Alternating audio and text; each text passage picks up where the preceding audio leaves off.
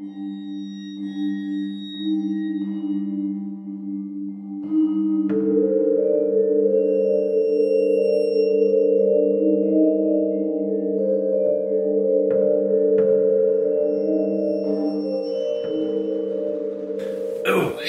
and welcome to Al Dente Rigamortis. I'm Review Cultist.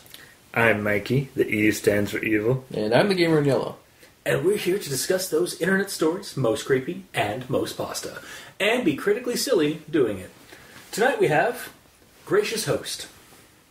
So, we're nearing the end of Robovember, possibly a full version of Robovember, since I think next year we're probably going to do something different. Possibly do like one episode of Robovember, and then the rest will be Hobovember. There's enough hobo stories, are there? I'm sure there are at least... Well, hobos are kind of scary, man.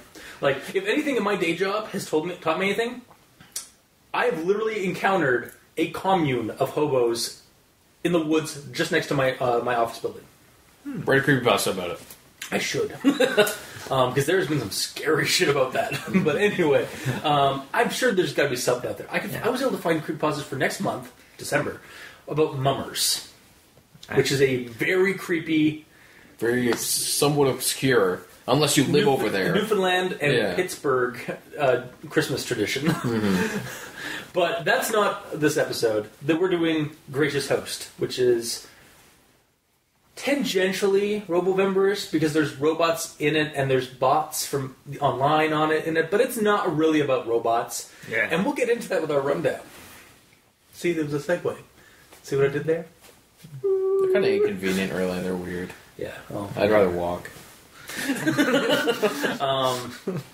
Anyway, so Gracious Host starts with this fellow named Daniel waiting for the clock to hit 1 o'clock in the morning, and staring at a black screen, a black window on his computer monitor.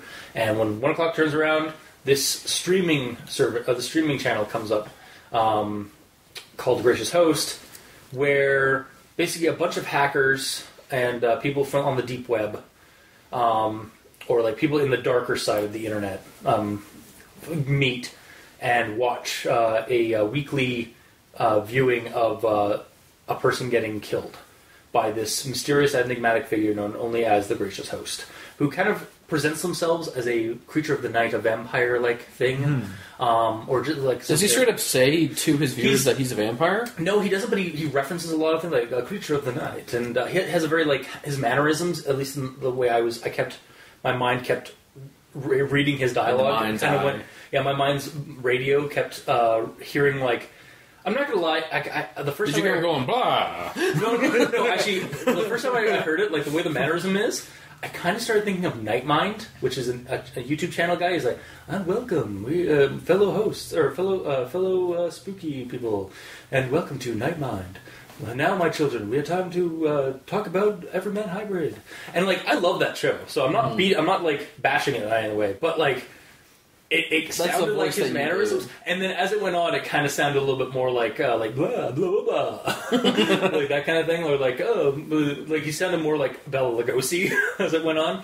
Yeah, our Gracious Host, basically every week goes on a stream and lets people who donate a certain amount of money to him choose the implement on this robotic death machine he has to kill the person, like torture them and kill them, basically, like with knives and blowtorches and stuff like that.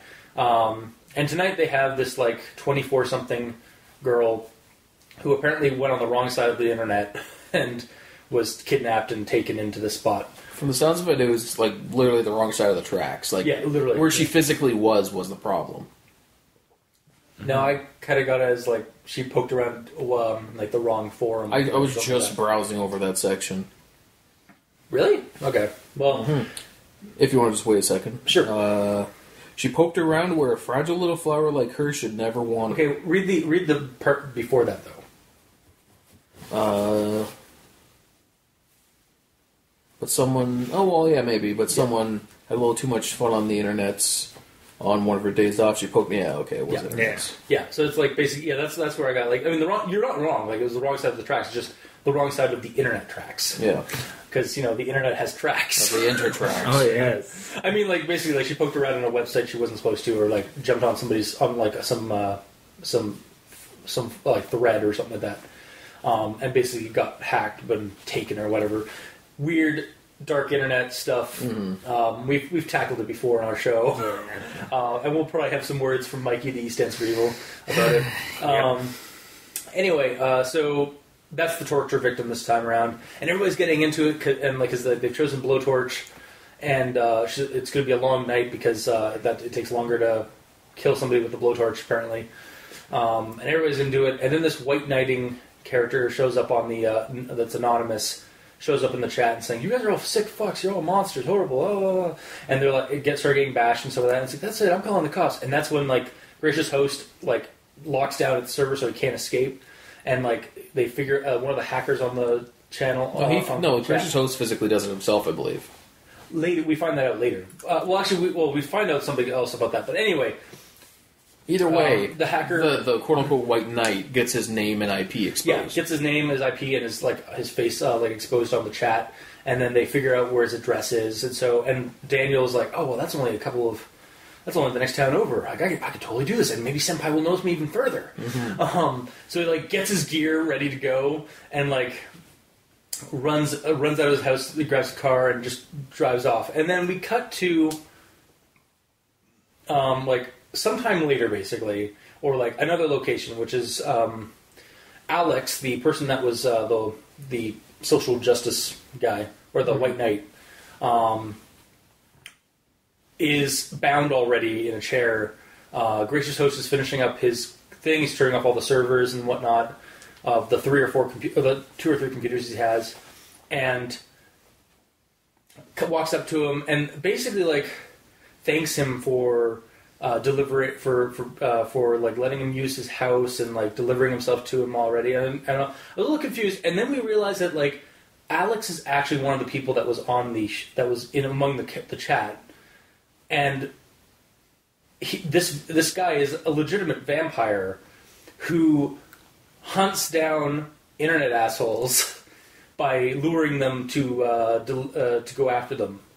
The vampire shows up or waits for the guy to show up. Then he takes his stuff and brings it to that house, down to the basement of that place, and sets up his stream for the week, and then waits for the next one to show up because they're one of these. He waits for the next one of his viewers, to try to get him another person. Yeah. Thinking, and he already had Alex because Alex was a previous asshole. And basically, he set up all this kind of lure by this is his photo off his webcam, even though it's just a photo we took a couple of days earlier on the screen. And the reason why you never saw his face when it was a black screen was because vampires don't show a reflection. And we even get that little hint when he walks past the camera, but it doesn't show him. It just shows the desk and the chair and the machine and stuff like that. On the camera screen. So he physically can't be recorded. Yeah, so he's that's why you only hear his voice, which I thought was very kind of clever. Mm-hmm. And actually, I just realized that's why you couldn't see him on the screen previous, was because he generally can't show his face. Yeah. But he can talk really well. And because he's a vampire, they're generally charismatic and some of that, and that's why he was able to lure in these people. And then Daniel he hears Daniel upstairs as he's drinking the blood of Alex, just as a quick snack. And Daniel's just all right, Alex, I know you're here. We got a little message for you. And then the vampire goes upstairs to go grab Daniel, basically next week's host or next week's victim. Alex would have been. Alex will be Alex will be next week's victim, but Daniel's going to be next after that. Yes. Yeah. Basically, he's got a backlog of victims. Yeah, for sure. And then just before he leaves, Alex hears him say, "It's I fucking love the internet." It's just because it's basically a delivery service for him. Yeah. And then that's the end of the story. Is basically these assholes that watch stuff like dark, twisted shit on the internet are basically the food for a worse monster. Mm-hmm. Actually, I think when I looked at the writer of this, Nachtrae, Nachtrae, Nachtrae. They have a little synopsis descriptor for each episode, or for each story on their account, on Wiki, and it shows that this one it's like watch it's basically what happens when internet monsters meet or find out that there's bigger fish in the sea kind of thing. And that's kind of a good descriptor. It's like basically these guys who are like hackers and like terrible people. There's a worse terrible thing out there that is actually stalking them. So that's basically the story. Is like it's about 5 pages long. The last page is basically that twist we get. That was kind of in the rest of the story, but I'll get that into my notes. Hopefully that wasn't too confusing in terms of a rundown, but I'm sure it was. So for my grammar Nazism, I'm going to actually preface this first. So I did a quick look at Nachtrae's wiki account, or their history, like their information. Like you found his name, pulled his webcam file, got his IP. Yeah. No, like their stories and stuff, like the other stories they'd done, and they have a little bio about them and stuff like that. And I found out that they state that English is not their first language. To which I say, damn, because personally, writing wise, all things considered, this was a really good story. I wouldn't have known. I wouldn't have either. But I did find a few things, and so I'm just going to go into those. Yeah. So first quote, but I digress. You're not here to listen to me gushing over the wonders of human innovation. I think it should mean gush over, like, but I digress. You're not here to listen to me gush over the wonders of human innovation. Yes, no. Really, like listen because, to me gushing. Like you're not here to listen. You're not here to listen to me gushing over the. It works for me either way. Personally. Okay, well, personally, I think it should be gush. What about you, Mikey? Gushing versus gush? Yeah. You're not here to listen to me gush over this, or you're not here to listen to me gushing over this. They both work in my eyes. Really? Yep. Okay. Well, I think one bitch. Your opinion is now completely changed. No, has to be. No, it's not going to be. I know.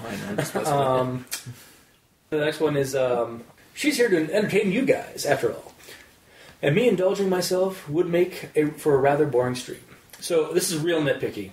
But I think better be. I can't. Me listening to you read that, I'm like, what can he possibly be complaining about? I will fully admit this is actually a really nitpick. It just felt like the part about you guys kind of ruined the mannerism of Gracious Host up until that point.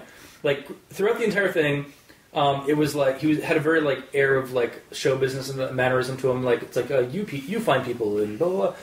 But it suddenly him going like you guys kind of sounded like a little off to me, just slightly. Some options I might put is like you fine fellows or you my adoring viewers. Just as some suggestions. It just the mannerism of this creature of the night that he was like kind of like portraying. It kind of hiccuped there, and that's really the only. And I'm not saying it's necessarily a problem because I do admit it is a nitpick. But it just as I was reading it, I was getting this like this air of like almost antiquated civility to this thing. Like he was trying to like basically don like a vampiric like tone or like Dracula or like Bela Lugosi, and it's like I'm here to help you guys. It just kind of like it for some reason in my head when I read it twice because I read the story twice to get through it, or not to get through it to like find problems and stuff with it. It stood out both times and just like it is a nitpick, but yeah. I don't know. I like the reason that didn't jump out to me is he would respond to people in chat. It seemed. And he just talked to them like somewhat casually. It's like, you wound me, Shadow. Like, oh yeah, it is kind of very like dramatic. Exactly, and such. It was very dramatic up until, and then it's like you guys. Like it just came off as weird to me. And I'm not. Now that you mention it, I agree with you, but at the time it didn't bother me. Yeah, no. It was one that was like very minor, like, and that's basically all my grammar Nazis. Okay, there's 2 of them. So hopefully maybe you guys have more, but. Nope. I'm going to go into my actual thoughts on the story. I'm going to go home now. Alright, cool. So, I don't have a quote for this one, but I like how the chat tags, like all the users or the hackers or whatever, all their names are nods to urban legends and creepypastas, like Bloody Mary, Jeffy TK, Oh yeah. Watching You as Slender Man, basically. Like they were all basically like either creepypasta characters or urban legend characters, Which is pretty cool. Yeah, so I like that little nod to like that stuff as the hackers and stuff like that. They're all like typed in lead speak. Yeah, and they're all in like lead speak. And then I have this. Then there is this part, and I'm gonna actually have to ask Mikey about this because I'm just not as fluent in whatever. Fluent in internet culture or like how things work out like this on the internet. But I'll get into it. So, quote: "The vast majority in the chat were rather experienced hackers, and many would find quite a bit of enjoyment in terrorizing advertisement bots. To what end? Admittedly, I don't know a lot about how bots and the servers that they're on work, but I guess these guys get their kicks off of screwing with programs. So, well, here's the thing. He mentions it. He says in it, like essentially what they say in the story is a hacker would find the IP of the server that the bot is using and flood it with shit to make it shut down. So he was essentially... they would try to torture, or ruin that. Whoever ruin the server, so they have to redo it and stuff like that. Well, typically it's what's called a DDoS attack. Okay. Which is a denial of service attack. Where basically, you flood a server with so much traffic that it can't communicate with anything. Okay. Mm-hmm. So you just throw a bunch of information at it. Yeah. Yeah, it was just one of the few things in terms of the dark web stuff in this story that I was like, it pulled me out a little bit. It's just like, what? Really? No, I guess it's legit. Hacker thing. Okay, it's just the fact that you didn't know. That's all. Yeah. It's the hacker way of throwing the book at something. Yeah. Okay, fair enough. Yeah, and honestly, literally doing it. Here's a book of words. Usually when it comes to the dark web stuff, I'm pretty all right, I can just accept this. But this one for some reason, and I even knew once I was finished reading that, writing down that thought, I was like, I'm sure Mikey or even Gamer to a degree will be able to give me some kind of resolution on my thought on that because it stuck out both. Again, it was one of those things that stuck out both times when I read it, and not enough to really grab me, but I needed to find something to talk about for the story. So I hear you. Because a lot of my stuff is fairly positive. Shocker! I know. Well, no, I do try to find ways. I know. Yeah. So next quote. He passed carelessly in front of the still recording camera as he walked, though the desktop hooked up to the device only continued to show the chair, corpse, and machine. So this is a really cool little vampire nod, the reflection thing I touched on earlier. Mm-hmm. Yep. Mm-hmm. I'll continue. Yeah, go ahead. Yeah, do it. Audience, I'm scared. Say it. Do it. I sort of, and then continuing on that whole thing, I sort of saw the signs and mannerisms of the vampire throughout the story, his mannerisms, I'm the creature of the night. And, he straight up says that he could feed on this person, but it'd be boring. Yeah, exactly. And then even the character, Daniel, goes on. It's his our vampiric host, and so I was like, okay, he's saying I wouldn't mind giving him donations to make sure he doesn't turn to ash. Yeah, exactly. So he straight up knows. I didn't actually expect it to be a vampire. I don't know what I was expecting. I think I was either expecting some creepy dude in a just some creepy human dude, or maybe some AI thing, but. I I got to give this story points for legitimately continuing through and giving us a vampire, a techno vampire story, because it's a vampire who's been around for who knows how long and using modern technology to not bother hunting anymore. Just let the hunt come to him through the internet. Service. Yeah, exactly. Yeah. And he's kind of an unsung hero because he's kind of ridding the world. He's an evil bastard, but he's kind of ridding the world of assholes. He's not kind of. He is legitimately. Because who's to say that the girl? I can't actually remember her name. They do give it. We'll call her Sarah. No, it was something else. But anyway, yeah. Who's to say that she wasn't the last person? She wasn't another one of these internet assholes who just who he lured in. It didn't sound like it though. The way it didn't sound. But then again, he could be lying to make it seem like he's not killing his own viewers. He could be. He's obviously been reworked. Like I said, Alex was a victim. Was one of the people that showed up at the place thinking that he was going to go after. He was a previous viewer, so he made up the ruse. He probably set up a bot himself to respond with those white knight things.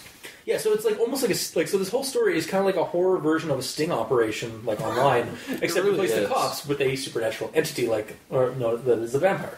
And then I just really enjoyed that. And I'm glad that this story didn't go on. I'm kind of glad that it didn't do a twist in that regard, in terms of like, oh, it wasn't a vampire, it was something else. But like, rather that it went on that twist of like, yeah, it's straight up a vampire. Like, you basically kind of got hints throughout the entire story. But it's not just a vampire; it's a vampire that hunts assholes on the internet. Mm-hmm. I really enjoyed that, and then I do have some issues regarding his methods. And first off, Mikey, you keep like looking at me like I'm gonna break your bubble, you bastard! Like what's going on? Well, I feel it needs to be said. Sure. You mentioned earlier that he walks in front of the camera and nobody notices, and even on the screen, like yeah. Yes. Earlier, yeah. You do realize that means he's naked. That's even creepier. That doesn't make it worse. That makes it better because it makes it creepier. Because I mean, if he's a vampire, his clothes would show up. No, that's not true. Actually, okay, so he's using Kurtman's ninja technique for being invisible. Actually, that's not necessarily true because there are vampire stories that do not that you don't see the clothes. Because the clothes are part of him. Because, actually, I'm going to relate this one, and Leviathan would hate me or possibly agree with me. There's a Stephen King short novel story that was turned into a made-to-TV movie called Night Flight, or Night Flyers, or Night Flight.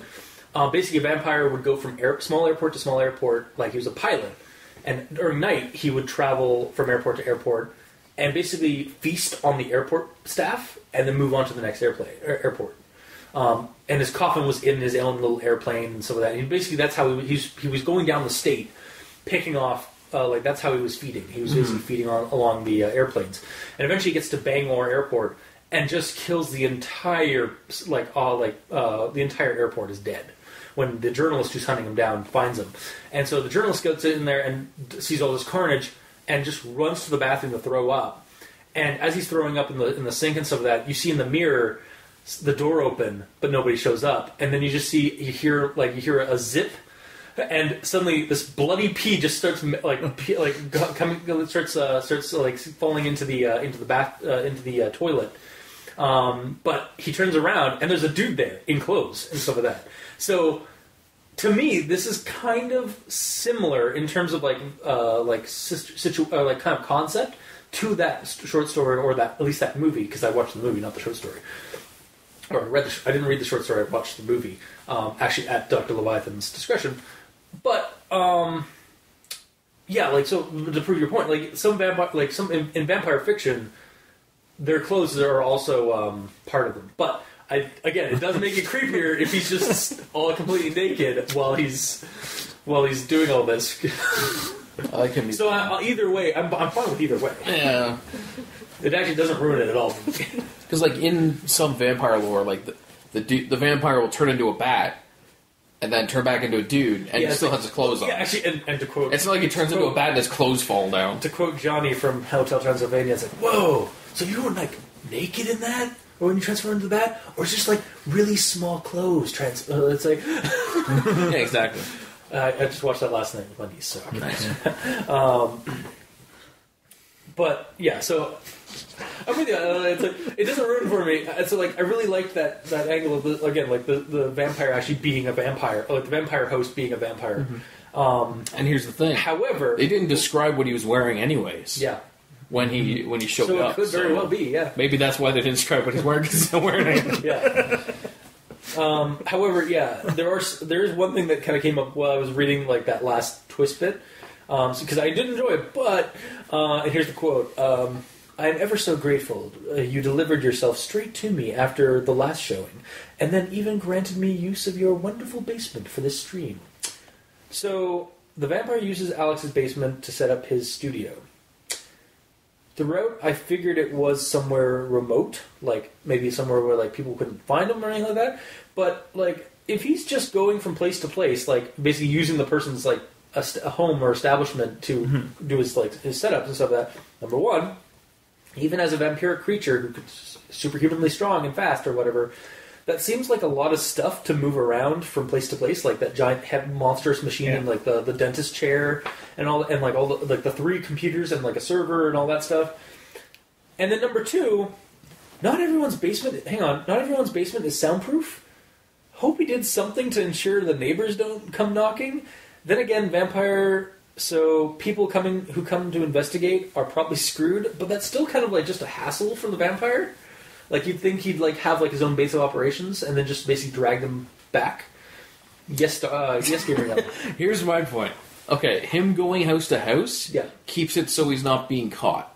If he's in the same place, he'll eventually be tracked down. Yeah. The sound issue, he just brings soundproof material and sets it up. Because they don't straight up say that he does a show every single day. No, every week. Yeah. So he has an entire week to set up. Okay, then he rents a U-Haul. Puts all of his stuff in it. Truck. Yeah. Or he has a van, puts all the stuff in it, because this is a modern vampire. Yeah, he's not have a utility van, like one of those, like, and it could just basically have, like, Best Buy. Yeah, exactly. It's not like he has a horse, like it's a modern vampire, so he just brings all the stuff. So it is physically possible, at least to my eye. Yeah. No, I can buy into that. It's just, like, when I first heard it, it's like, wait, because I read back to check, the girl's screaming. And, like, I really do hope that basement. I'm actually kind of rooting for the monster. I'm hoping that basement is soundproof because, like, if the neighbors are going to hear the screaming, even like hell, people would hear screaming in this house if they were, like, if somebody was just screaming constantly from agony and like that, like up the end of basically up to their limit. Here's another thing though, they didn't fully describe the environment that the chair was in, so he could have a small room already made that is soundproofed with the machine in it. Again, he brings that place. Yeah, he brings that. Yeah. Again, it's not described. It's not explained in the story. Actually, no, he doesn't, because it says, like, when the vampire's revealing himself to Alex, I believe his name was. He says that he sees the screen and he sees. Wait, they smell the burning girl. Like, it's in the same room. Or it's in the same area. It's in the same, like, so it's area, not contained. So. Plus, didn't he say, like, he saw, like, on... he saw on the screen, but he also saw him walk past the actual body next to him. So, no, it said if somebody looked at the screen, they'd see just the chair, the body, and the machine. I'll have to look it up. I literally have it right here, dude. No, I'm saying I'm pretty sure he mentioned that the body was right next to him as well. Yeah. Of the other person. Yeah, it actually doesn't say, like, anybody looking at it. It just says, though the desktop hooked up to the device only continued to show the chair, the corpse, and the machine. So it was really... just for the audience reading the story. Mm-hmm. But, yeah, like, again, like, I'm not... Again, it's kind of a nitpick, too, because, like, it just seems like a lot of work for this vampire. But then again, he does have a week to do everything. So, yeah, I could definitely buy into that. Like, that he'd have staff? This is a show. He doesn't have staff. How do you know? It's just him. How do you know? Gamer is just him. Why? He could have vampiric staff? It's not... We don't see any of them. And you see him... Do you see all the staff on every show you watch? No, but I mean, like, even shows like him rushing from the 3 computer servers, turning off everything meticulously. It's just him, though. He has a moving staff, specifically. Those vampires do their own thing. You mean the moving staff, like the people that... Okay, maybe. It's not brought up, though, in the story. And so, like, we're now... it's just for us to, like, basically debate and wonder. Because that's what we do on the show. We look way too hard into a story that is, like, 5 pages long. And be critically silly about it. Yes. Naked vampire. Yes. And then my last note is starts with a quote. It's like, the sound of the front door being forced open made gracious host pull back and glance up. Faintly, a voice echoed through the house as the intruder called out, "Come on out, Alex. I've got a little message for you." Daniel is a dumbass. Totally deserves to get his due. Specifically for not only going in through the front door on a break and entering, but calling out to his victim. Like, I'm giving you one chance. It's like, did he learn from the school of the wet bandits? Yes. Or the sticky bandits, if you watched the second movie? Like, it just... What are you doing? Yeah, like, you figure he'd be creeping around and then, he does like... this all the time because he has the gloves, the crowbar, trusty crowbar, rope, and duct tape on hand, on standby. And he just breaks through to the front door of this person's house and calls out to them. There could be other people in the house, and he's only one dude. He's also probably we know that he's kind of a lanky motherfucker because of his thin fingers and stuff like that. So he's not the biggest guy, and he just is like, Larry, I'm coming in. Yeah, pretty much. Well, realistically, he would have snuck in, and then found his way into the basement sneakily. Yeah, and then be like, "Oh, you're here finally, Daniel." But because the vampire has super hearing, because vampires generally have that kind of ability, he could hear the faint sound of a window opening that wouldn't be heard otherwise, and then the tiptoe, and then the door slowly opened to the basement, and then a smile fell over the gracious host's face, I fucking love the internet. Yeah, that kind of thing. But yeah, no, it's just don't get me wrong, it's funny, I like it, but it's just you're such an idiot, Daniel. Yeah. But anyway, that's basically my thoughts on the story. I generally enjoyed it, but I'll get your recommendations later. What do you got? Alright. I can have nothing to say about this. First off, you assume it's Daniel at the end. Yeah. I assume it's the police. Really? Finally catching this guy, because he has an MO. I gotta read this. I gotta say this. Come on out, Alex. We're the police. I've got a little message for you. Oh, so he does say police. You're right. No, he doesn't. Oh, I know. What? Why would the police barge in and say that with they got a a little message for him? Yeah. I didn't say they were smart police. Oh, okay. We're going with that logic. But, I mean, this guy has an MO, weekly show. Yeah. Somebody's got to be tracking.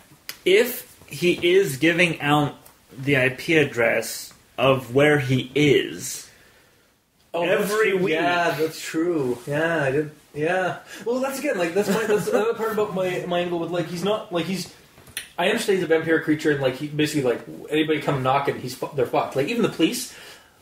I'm pretty sure any cops that find him, they're basically dead. He's a vampire. But if the vampires die, or not vampires, the police die, then there's going to be more police. Or maybe not even, he doesn't even have to kill the police. It's just look into my eyes. You didn't see anything. It's a false alarm. He just uses his Jedi mind powers. Yeah, exactly. Or vampire mind powers, because vampires do have mind powers. That's nice. The eye, look into my eye. Yes. Yeah. So, he could just basically, tell the cops, these aren't the people you're looking for. Yeah.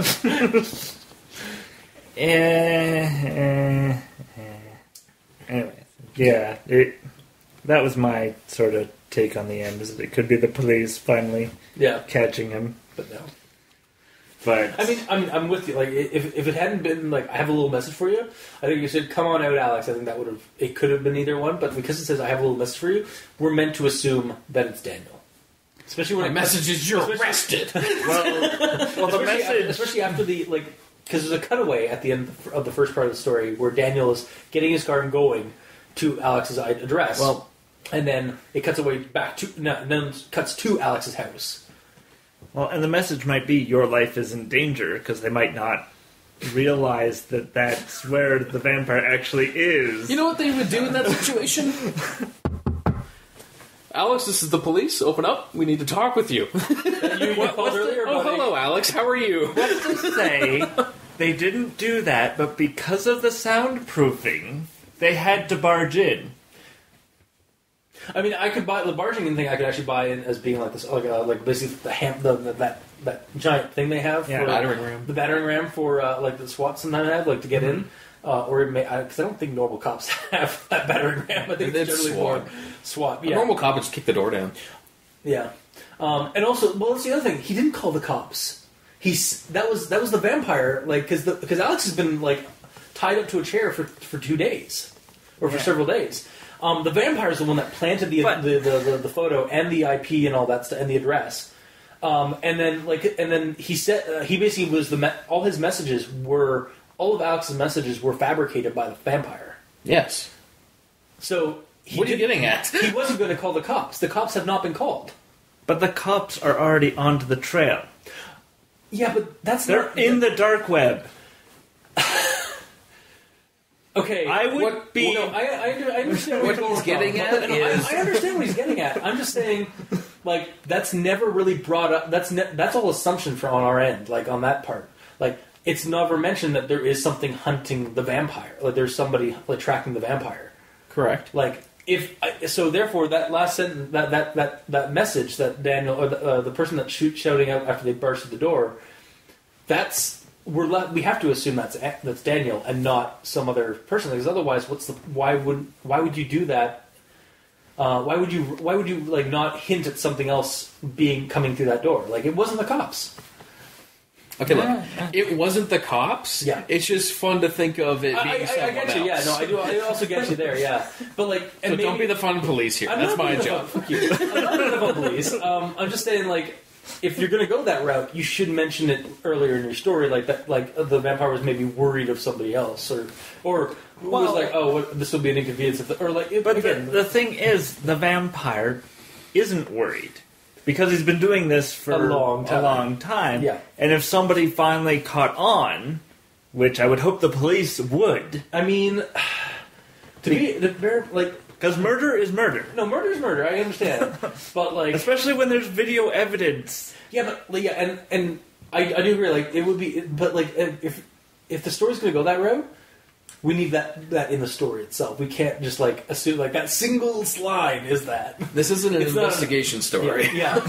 This is straight up a twist of, like, oh no, the asshole, like, the monstrous asshole is actually the worst thing that hunts monstrous assholes online. So I have a question for you, Mikey. Are you actually believing that it's the police? Is that what you're going with in your head canon? Are you just tossing that into to have like dialogue? Okay, I'm fine regardless. Like, if you're physically actually know what you're going with, I'm just saying, like, yeah, like, it would be cool. Like, I'm with you on that. It's just that needs to be, that's a whole different story entirely. Yes. Like, basically the hunt for gracious host. And like when the dude comes in, the vampire's like, "Oh, I love the internet." Why would he love the internet? Because the cops showed up to bust him. Well, he'd be like, because I hate the internet. This is the first time the cops have shown up. He's just like, finally. It's like, yes, another victim, but oh crap, they're the police. And it's like, that's why there isn't a sequel yet. Because he got caught by the cops. No, because he'd just be like, look into my eye. You saw nothing. Well, no, he's like a super modern vampire. Maybe he forgot most of the old ways. No, I'm picturing a fat, heavy-set vampire here. Because he gets his meals from Meals on Wheels, essentially. Yeah, you're not wrong. He doesn't have to do anything for it. You're not wrong. Well, he's got to do something, because when the person shows up, he has to physically attack them and get them restrained. Well, they're not laying in the chair for him. That's the other thing. Do vampires get fat from drinking too much blood? And, like, he's got to, like, lift a bunch of that stuff. It's water weight, you know? Yeah, like, but they already have superhuman strength. Yeah, they already have superhuman strength, so he doesn't have to, like...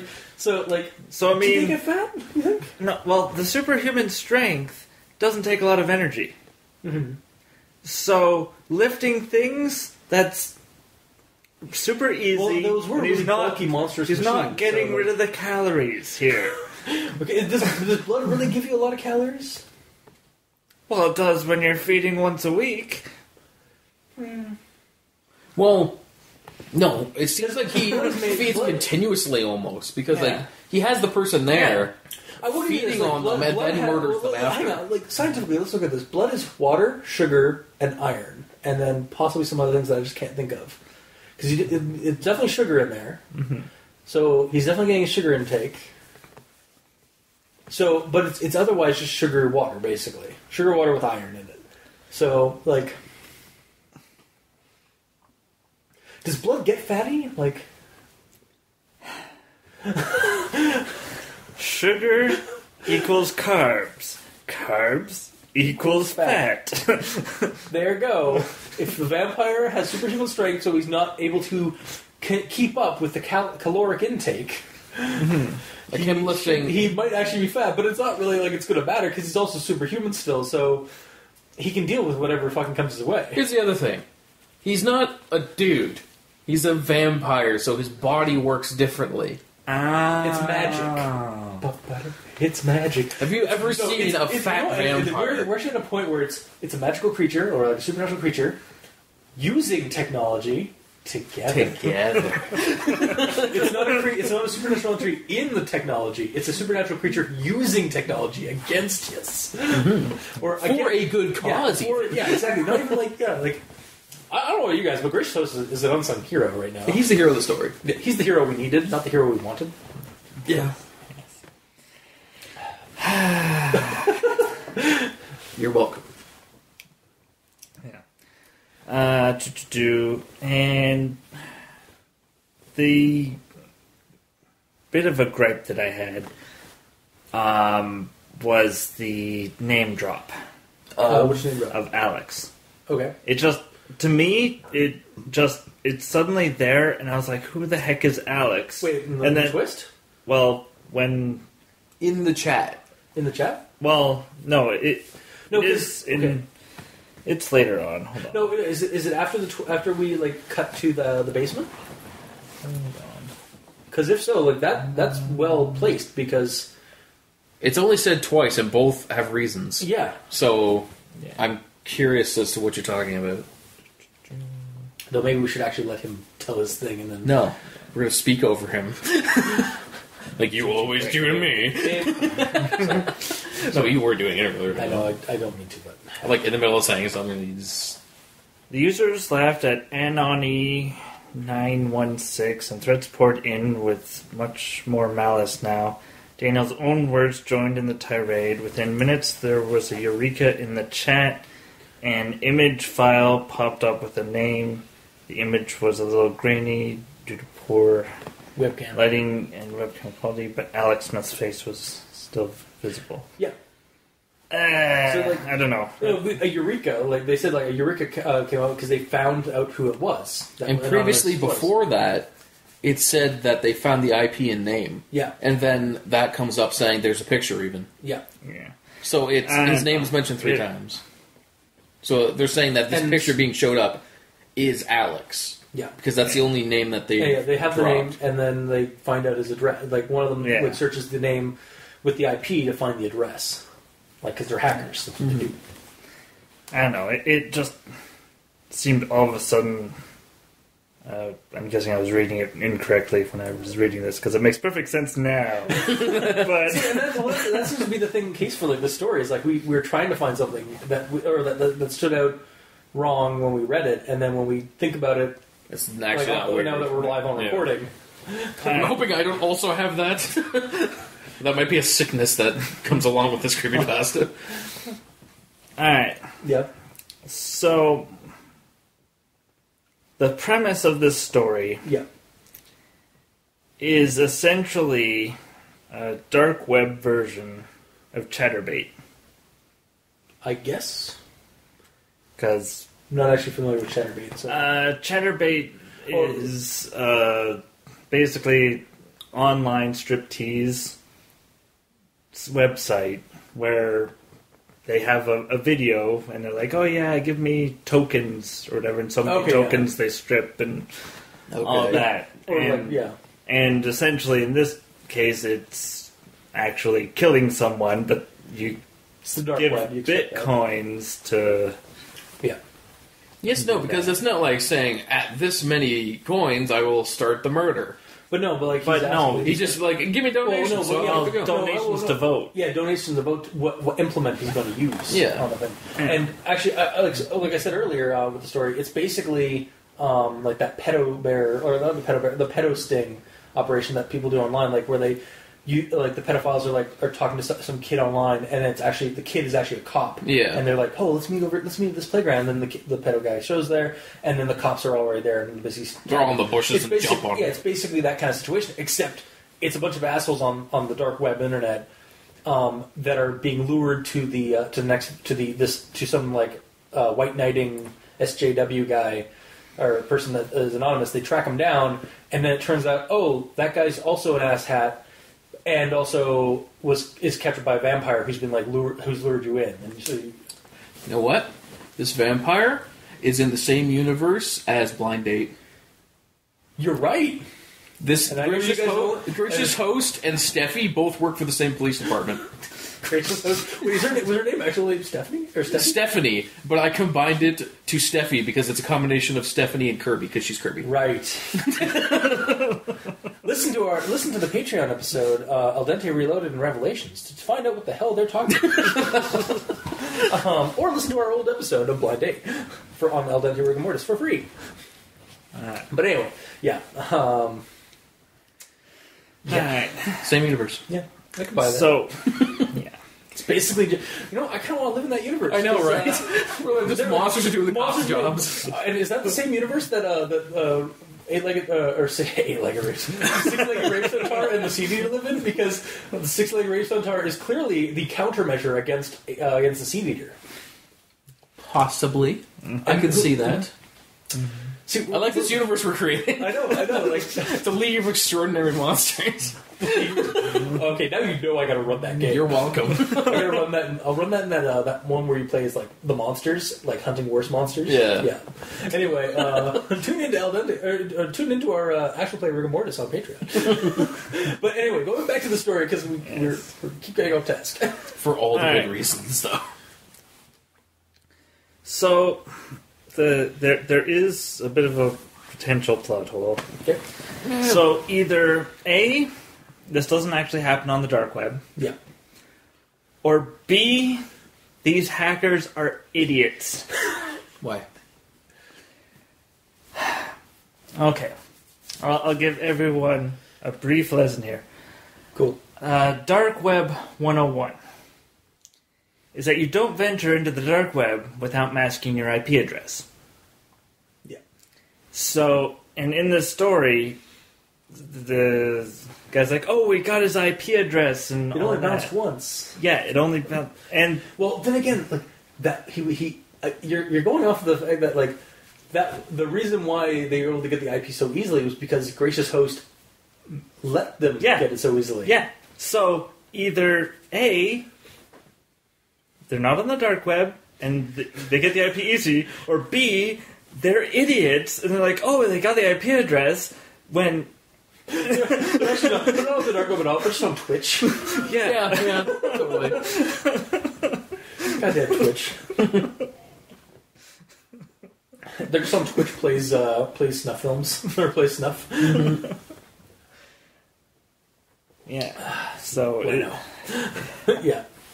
It's just that sort of took me out of initially it took me out of the whole dark web thing. It's like, you wouldn't have the IP address that quickly. It did take a little. Well, again, we don't. They were complaining and fighting with him for a long time. Yeah, they were like first 5 names, then 3 names, and then finally they were able to like hone in on one name. So we don't know. Like he says that in like a sentence or two. Yeah. No, I mean before that even like you kind of just couldn't skim through time. Right? Before that even like when he started saying his stuff, saying, "Oh, you guys are horrible people," and then all of his commenters started talking back. It seemed like they were talking for like 5 minutes. Yeah, like he was basically summarizing over like the barrage of thing. I'm also glad this story doesn't. The story tells you that like horrible shit's going on, some of that, but doesn't stay on it too long. Like we get the torture and mutilation of that girl, but we don't get like full on detail, like super detail, or like a lot of detail, or a lot of instances of the detail. It's not gore porn. Yeah, exactly. And I'm kind of glad it didn't. Like it just stated like, yes, okay, her like the first the tape melted off of her mouth, so she started screaming, and then there was some like red, like her skin started reddening and blistering. Yeah, and then I started to get the ew, and then it would like state later like it's like it was kind of interrupting the mutilation of this girl, and then like she breathed her last breath, and then that's basically it.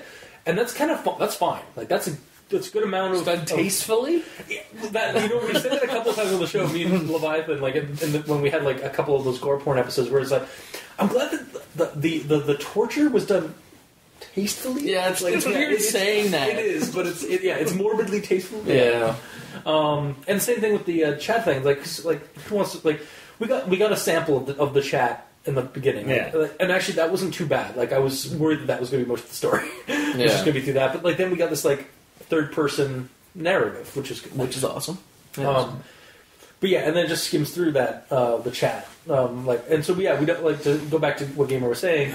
We don't know how long like their barrage of hate was going on for. Like it could have been like 5 minutes, could have been like 10 minutes. I think at 1 or 2 times it did say how long like something went on for in that regards. Yeah, but yeah. Well, and they even like say like they even gave like each implement on that machine had a like how long the show was going to go on for, and everybody chose the blowtorch because that was the longest. But we never actually get a specific, and we have always said on the show sometimes specific is a bad thing.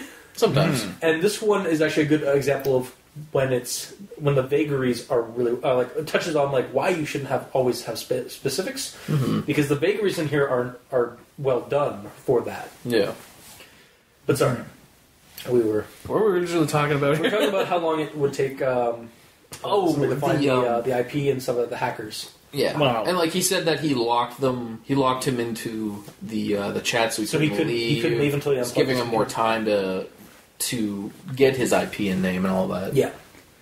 Is that physically impossible when you're on?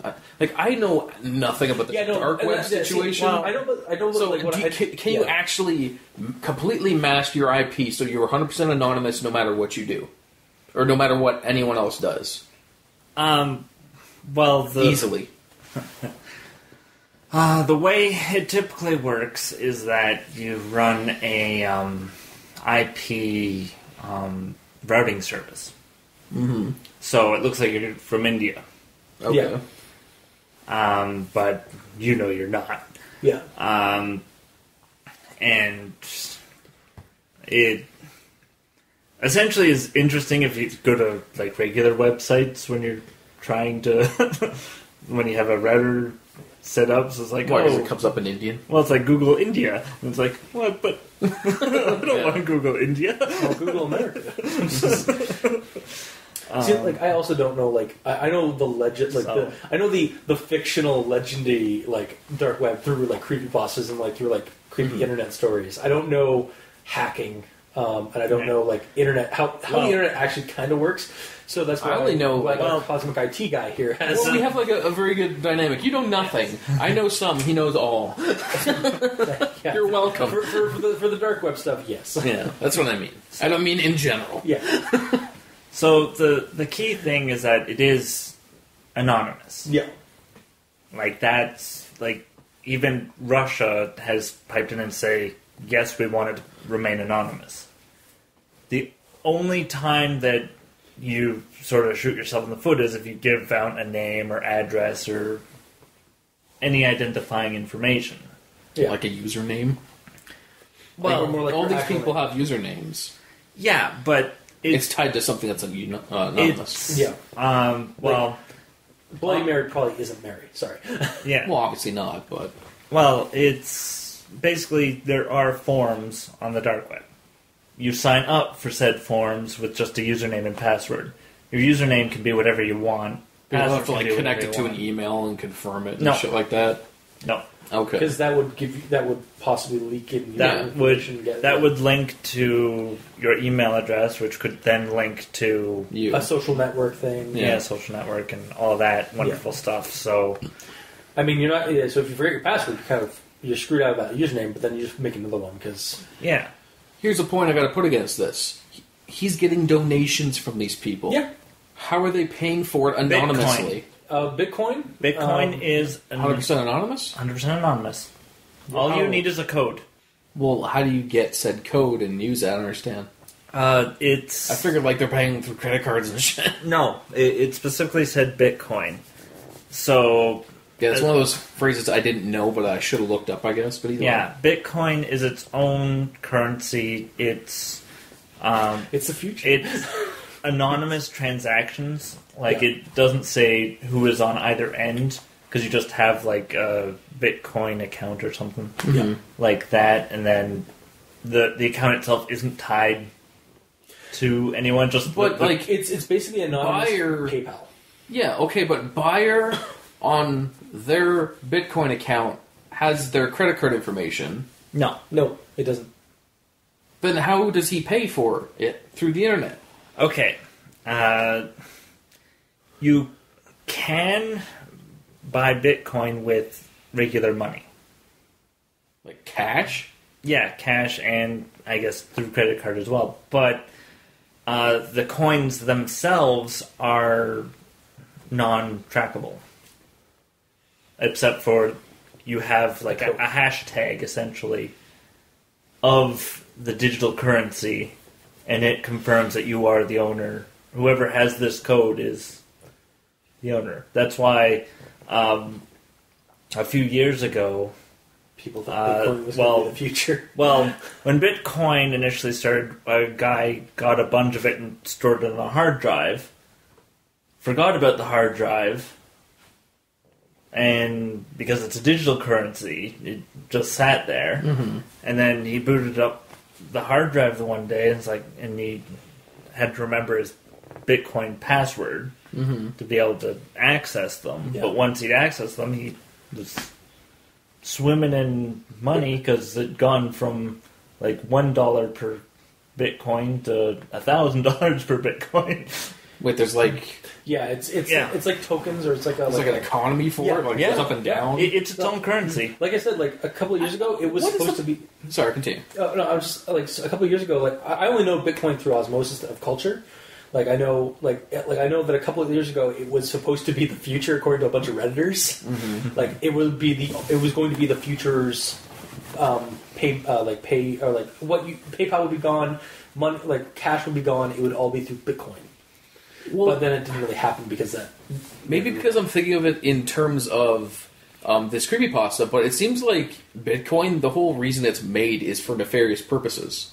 No, yeah. It kind of is... Well, so why it was made with good intentions. Yeah. And then criminals got a hold of it and was like, I can remain anonymous and get paid? What's the good intentions? Like, it was supposed to be, like, again, like, people couldn't track your... Couldn't get access to your credit card through Bitcoin, because PayPal has a huge heavy surveil a security wall, but even sometimes things happen they get hacked or something like that, or you accidentally hit the wrong email on your email address and you accidentally end up giving somebody your ID information. With Bitcoin, as far as I know from what I've heard and from what you're saying, there is none of that. That security is basically gone or that security is not necessary because it's all anonymous stuff. Like once that money is purchased Bitcoin, there's no trace of the original how you got that Bitcoin. It's now Bitcoin. There's no information that person A sent it to person B. Nope. Even there's nothing. Anonymous user gave it to anonymous user. Yeah. Like I said, it was built with good intentions. Or like we said, it was built with good intentions, but. Again, the darker people realized, wait, I can use this money and not be anonymous. I can get shit, really illegal shit, anonymously. Fuck yeah! I understand how it works. I understand how it's set up. I just think that the initial concept of Bitcoin from the get-go, even on paper, leads itself to be used for bad purposes. I will say this: the road to hell is built with good intentions. It was basically it was built with good intentions. It was made with good intentions, but with also nearsighted intentions. Yeah. Because they expected people of anonymous to all be upstanding citizens. Yeah. And that was not. Yeah. Essentially, it's to me the nice way to put up that kind of thing is people have usernames and it says who they gave money to. So if the police are tracking someone because they're making bad purchases online with this currency, they can see, okay, this is the person we're tracking. Yeah. They bought this from this person at this date for this amount. We have that fact. Let's go get them. But because everything is 100% anonymous, it's set up to be. It's supposed to be basically. I think also because it was created by not anarchists, but people that think that everything should be free, social, social, crowdfunded, and the kind of the people that believe in freedom in everything, not just freedom of rights and stuff like that, and not just freedom over security or freedom over that kind of thing. Well, they wanted a currency that wasn't controlled by the government. Exactly, yeah. And they got it. Unfortunately, it was a double-edged sword. Yeah. And when it first came out, it was a novelty. Like, there was cafes that accepted Bitcoin because it was only like 25 cents per Bitcoin. Coin, yeah. So I was like, we'll accept Bitcoin. Nowadays, it's like, what's the point of using Bitcoin at a cafe when you just have cash on you? Well, because it's a digital currency. It's not it's digital, but it's not traceable. Why would you be worried that you bought a mocha frappuccino? You wouldn't. Something, it was a novelty thing at the beginning. I'm saying the novelty and the whole to get it in usage was like this is the non-nefarious aspect where I understand. You could have bought coffee with it when it first came out, but now. But that's just like $1,000 cup of coffee for. But that's just like, okay, well, it's like I did that, cool, but I didn't need to do that. Yeah, maybe I'm just an old man, and I'm just that's really what it is. Coffee. Here's cash. Yeah. Well, cash isn't traceable either. And it is, but you have to get laundered and so that Anyway, if you're trying to make it untraceable, essentially, you're not an early adopter. Yeah, is what you're saying. Well, considering I'm learning about this now, no. I literally had no idea what this was. Yeah, it's just a different aspect of culture that we just aren't really privy to. Yeah. And by we, you mean me? Because no, I mean, did you know about it? I knew about it through osmosis. I knew through cultural osmosis. I knew I've heard it before. I've looked up. I think I looked it up quickly a couple of times, over the last couple of years. Yeah. Mm-hmm. But otherwise, I just kind of assumed what it was based on what I was hearing about it. And based on that, it sounds like I was accurate. Or they were pretty accurate. And the price did technically go up when I believe it was China that bought into it. That doesn't surprise me at all. So they have a firewall. They literally have a great firewall around their internet. Mm-hmm. No, I'm not even joking. China, their internet security, they have a literal barrier, or they have a digital barrier around their entire country for internet access. Only certain websites can come through. Yeah. Because they don't government stuff or government run stuff, right? Mm-hmm. But anyway, we've kind of... Oh yeah, that's why they have Warframe China. Yeah. Because they can't have normal Warframe, so they have to have their own. Yep. But yeah, so it was my Warframe reference. I was going to say it because it's become normal life now, but like your South Park references. Yeah. But so we get to get back to the story. Anything else in your thoughts on it? I think this is his second point. Oh shit! How many points do you have? After that discussion on Bitcoin and what it does and the horrors and good things of it. Well, for those. That didn't understand what Bitcoin was, aka me or anyone listening to this, now they know. And no one gets half the battle. Yeah. Essentially, the likelihood of someone tracking your IP on the dark web is slim to none. Yeah. Because of the IP address routing that is done to even access the dark web. Yeah. Okay.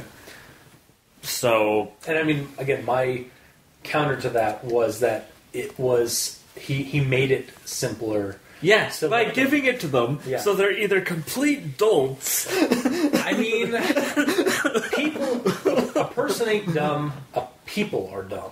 So, are you calling Daniel people? He is multiple people. Okay, it's he's the police. Yes. Damn you! No, also that was a really shitty quote for MIB. But some folks get too riled up and don't think about what they're about the whole thing. They get too emotional, and this guy was obviously way too invested. That's what I was thinking. The whole show. Mm-hmm. It leads them to want to believe because they're seeing that this is actually happening. Yeah. Oh, he actually got a guy through getting an IP. He just gave an IP. Wait, that address is only a town away. Also, he's super excited because maybe gracious host will let me do the torturing myself. I gotta go. Yeah. And it's essentially all mind games to make them forget that like logic. All these logical things that they would know. Yeah. Also, if he's getting a different person every week from the chat room, they're slowly dwindling. You would think that someone would kick in, where did that guy go from Where'd that shadow guy go? Yeah. Or, well, my other thing is that, like, what if he's also, like, because he said he had three, it said it had 3 computers running. What if one of them is one of the previous users, one of them is the victim, and then the other one is his main thing. So he's, like, working on 3 computers at once. He's basically, so one of those people in that chat is also Gracious Host. Like, basically just, like, tagging in, like, messages and stuff like that the character was... I'm assuming he had one set up for doing the streaming purposes. Yeah, obviously. One set up for the hacking purposes. And then one for... a decoy. The decoy one. Yeah. That's what I was thinking it was basically set up. So, like, it might be negligible enough that, like, not everybody's going to pick up, hey, what happened to Shadow? Or because Shadow's been there for like a week or so and then vanished. Like I do get what you're saying, though. Yeah, it is weird, especially if they start talking to each other and becoming friends. Yeah. It's like, where'd he go all of a sudden? Yeah. And they just start... He did say, Senpai noticed me, I'm done here. Yeah. So maybe they would assume that, okay, in that situation, he got noticed by him, so he's done with this now. He's now going back to lurking. Like a shadow lurker. Yeah. I'm not saying it's a perfect, like, thing, but it's fine enough for the story it's trying to tell. But if we look at it too hard, like, as with everything, like, you can look at a great, like, the best story ever, and if we look at it hard enough, we'd find problems. You know what? If he knew that, well, okay. Continue. Sorry. Is there any possibility that Gracious Host knew that he got that shadow lurk, whatever the guy? Because if he knew specifically which guy he got, couldn't he make a bot to do auto responses as that guy? Well, and based on the way he talks, did Daniel actually respond, saying no? He didn't. But he didn't say I'm going to go get him for you. He doesn't know who is upstairs, and he never actually says, "Oh, it's Daniel," or it's Shadow. But we know it's Daniel. But yeah, we know it's Daniel. But he's just assuming that, and like he'll probably find out like through because he found out like who Alex was and stuff like that, and probably Alex would have like interrogated him, or would have been interrogated. Yeah, but he didn't necessarily find out Alex's handle. Yeah, but he could find out from. Well, no, he did because he used it. Yeah, so he'll find. But actually, no, that can't be. That Alex person, whatever. Alex is probably I think Alex is probably one of the other people in this thing. But the handle that he used for the White Knight is made up. Yeah, the handle that was made up for the vampire made up for the White Knight is made up. And I'm betting that one of the people in the listing is actually was Alex's old handle, and that the vampire had used on the other computer to like basically write up some shit posts and shit like that as well. But okay, there is another potential issue here. Okay. So you have a chat room. Yeah. A bunch of people. You have essentially name, picture, address. Okay. You've just sent a mob to that location. Again, like a bunch of them may not be. I agree with you. Like I'm thinking of that. I'm agreeing with you. I'm also thinking that probably not all of them are like in the same state. Yeah. Or same location. Like, and also not all of them are necessarily that into it that they would go and do it physically. Although that would make for a badass sequel to the story is if suddenly like the vampire finds himself in a region where a bunch of the people are and they all show up and suddenly this becomes a haunted house, a hunter house. Shouldn't have gone to Silicon Valley. Yeah, exactly. Like I'm still in California. We don't even know where it is. Like we just know that it's in another town over. Yeah. But like, yeah, the vampire finds himself in a place that's actually in close proximity to a group of these hackers, and they all have the same like motivation that Daniel had to go find this person. And then because like again, like not every like hacker, like basically one of those hackers might be in close proximity. That's basically how he's hunting them. He just happens to be like he figures like one of them's eventually going to show up in the next week. Mm-hmm. But like if all of them do, suddenly it stops being. It's not just a quick like grab. It's going to be turned into a story that is basically they all enter the house. Many enter the house. only one vampire leaves. And well-fed and large. No, you probably keep them alive. Yeah, it probably keeps them alive and then like goes onto another thread setup or something like that. Is what I'm guessing. But it is weird thinking about it, though, like, that he has an X amount of people. Let's say there's 20 people watching his stream. Yeah. Then he kills one. So next week there's 19. And then 18. But there are also he also does say that there are new people that are showing up, too. So, like... He would have to be killing at the same rate as new people show up. Well, and I mean, like, there's always new and old... Like, some old people never return to streams, and there's some people that, like, come in and say, oh, hey, what's going on? And then, like... So it is kind of a regenerating, like, font of I just don't know the popularity of dark web shit, so I don't know. And the potential that Alex wasn't initially part of the dark web. Yeah, there could also... Yeah, so he could be hunting, and he just picked someone else as well, and then added them to went to their home and used it. Like most of the time he just grabs random people, but occasionally when one of his viewers comes to attack, then I'll just grab him too. Well, hang on, because the vampire, or the gracious host does say to Alex, I am ever so grateful you delivered yourself straight to me after the last showing, and then even granted me use of your wonderful basement for the stream. That's to Alex. All right. So that's saying that he's in Alex's house, and Alex delivered himself to him. Well, because Alex probably went to the last IP address, or to the last week's like address that and he interrogated Alex and got his house number where he lived, and went with him to his new house. Yeah, he dragged him back, or maybe he like lured him back. Oh, can I use your house next time? It's like, oh yes, of course. And then like, the guy was like, by the way, I'm a vampire. Well, I'm sure he knew that. Because like, by the way, you're the next. Also, again, he's like, we already know that even with his voice, this guy's a charismatic motherfucker. Like he is enthralling his viewers. Yeah, like with just his voice. So like imagine like what he has when he's full, like when he's seen in full, he's probably able to like completely manipulate their minds. Just as South Park reference, I'm not going to mention it. Okay, good.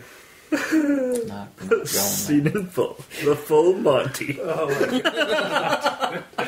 But yeah, we're still going on that aspect. You might be naked. It's entirely possible. Clearly. Is there any more to go there? I think I've gotten the majority of what I wanted to say said.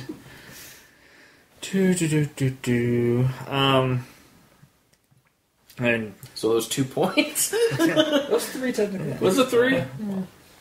Well, and based on my little work I've done with IP addresses, the most you can actually really get out of an IP address is who the service provider is. You can't get an actual location or nothing? No. See, and that's actually one of the reasons... Like, actually, it helps me a little bit, because I recently got hacked. So, like, okay, at least he won't just show up at my fucking house and murder me. Yeah. Like, that was actually what I was interested to... Like, why, actually... I was kind of, like, slightly dreading this episode, but at the same time, I was also kind of, like, glad to have our Cosmic IT guy on standby, because, again, I know little to nothing on how the internet, in terms of actually works, and...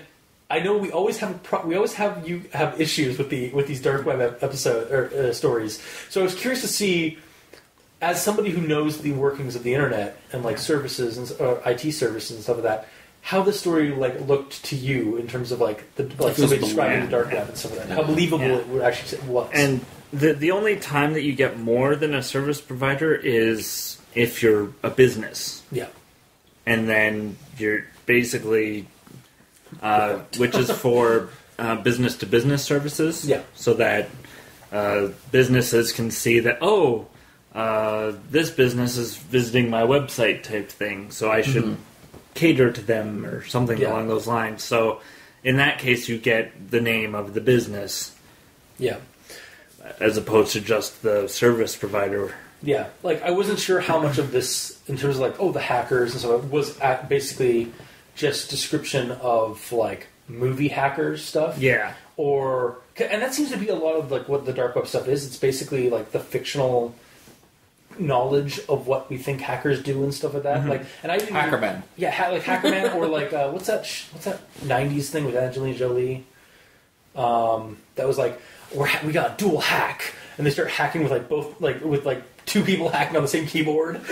Like it's just no idea what the hack faster. You hack faster, but like and like yeah, and then I remember even like actually Matt from the Dark the Ugly did a game of monsters where he converted the monster thing to like the internet, like cyberness and the internet based off of an anime he watched, and all the characters, like all the monsters, were like programs and AI things, like in a virtual like augmented reality world, and like the characters like, oh well, my character does this and this and this and this, like to get over like this obstacle, and my character does this, and then the other guy who actually knew internet stuff is like, well, I just do this thing. I have my monster access this server and create an opening so I can get in. And like basically like the how you actually hack, and then like, oh, okay. Yeah. You're doing it the boring normal. Yeah, like, or like like the hack the Gibson thing. Like that's basically like the most common like the layman's knowledge of hacking. Layman being me. Me too. Yeah. Well, the other one is just the media, like even NCIS. Yeah, oh yeah, like I said, no, that's the one where dual hack. Where it's like, let's go, and then it shows, okay, we're tracking them, it's like, going to satellite, we need to go faster, here, quickly, jump on. And then... Two people bashing keys is way quicker. And... but yeah, like... Yeah. So I was curious to see, like, how, like... I was wondering if this story was actually like I'm always when we do these episodes with like dark web and like hacking, I'm always interested to see how realistic it is because I have no real like experience with it, whereas I know you have had at least experience with like servers and internet and IT stuff. Yeah. So. Yeah. So, yeah. So it doesn't. You're not giving an opinion. So basically, it's fictional, like hacking and dark web stuff. So which is kind of part of the course.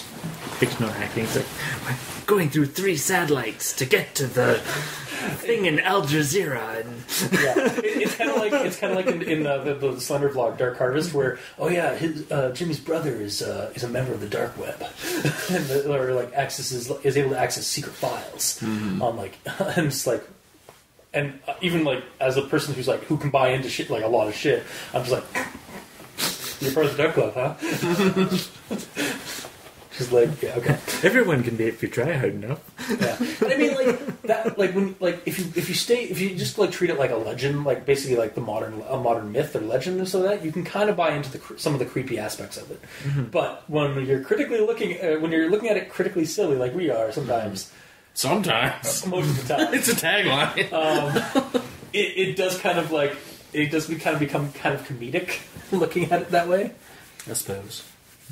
Because unless the writer is also like really fluent in like computer speech and stuff like that, then sometimes like they might not even use the dark web, or like they might still use the dark web as the fictional thing because that's what's more entertaining. Well, I don't think they actually mention dark web, just the use of Bitcoin. Yeah, I was going to get into that. It's like they don't actually say they're on the dark web. It's just assumed. I will say they don't actually go into the dark web. Like they don't actually mention the dark web thing, but it is kind of like the darker side of the internet. Yeah. So it's like it's kind of what the dark web is, at least in a lot in layman's. Well, it's because like what you said earlier. If this is just on Twitch, like this could legit. Like, well, the thing about Twitch is like also Twitch as a company does ban shit like this. Well, and that definitely. Well, also, couldn't the streamer just put it up as private or something like that? No, put it up that I'm doing this stream, and this is like an augmented reality fake thing. Like right at the start, make it seem like it's fake, and this is just. They'd probably still get triggered, or like they have. They do have like I know YouTube at least has bots that like. Automatically shut down channels or remove or like postpones videos if there's like certain things in it like that trigger the warnings, like warning signs basically. Yeah. And even if you like but basically you have to say after the fact, no, this video isn't anything wrong. It's all an ARG or it's all made up and here's the proof and stuff like that. Like you have to go into that kind of thing sometimes. Yeah. Most of it's for like copyright stuff purposes, but I'm sure there is ones for violence like and gore and like basically you don't want to sell gore porn. Yeah. Yeah, it's also why like porn is removed almost instantly on YouTube or Twitch and so that, and goes to like other less restricted places. Okay. Alright, so with that said, and I think we've talked enough about technology for this episode. Yes, for this episode. Okay. On to Gamer in Yellow. Well, what do you have in your notes that we haven't touched on? What do I have? My recommendation. So actually, I have a quote here pertaining to the very first paragraph. Okay. So the way it was laid out, when I was reading it, I had a different image in my head to what was actually going on. Uh-huh. So the quote is, the glowing red numbers on the digital clock's display read 12:59. Daniel kept his gaze trained on the device, silently mouthing each second that passed by while keeping an eye on the dark window of his monitor. Yeah. So when I first started reading that, because he was looking at a clock... What? Mikey was pantomiming, like trying to have one eye on the clock, and one eye on to the side. They're detachable. You just hold that out there. Yeah. I mean, this gone reverse cross-eyed. Yeah, totally. Boom. It's like what James Rolfe did in that Polybius video. Yeah, his eyes went that way. Oh no, they rolled back in his eyes. No, but they went outward as well. Oh, weird. They went reverse cross-eyed and back. It was fucked up. But either way,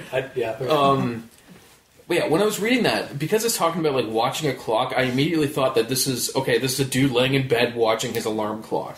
And then it's it mentions monitor, and I'm like, is it just talking about does it mean monitor as in the screen of the clock? And then I found out later, oh no, he's at his computer. Yeah. So it was when I was, again, I didn't know this was written by someone who isn't, their primary language isn't English. Yeah. But even so, it just seemed kind of weird to be laid out, so...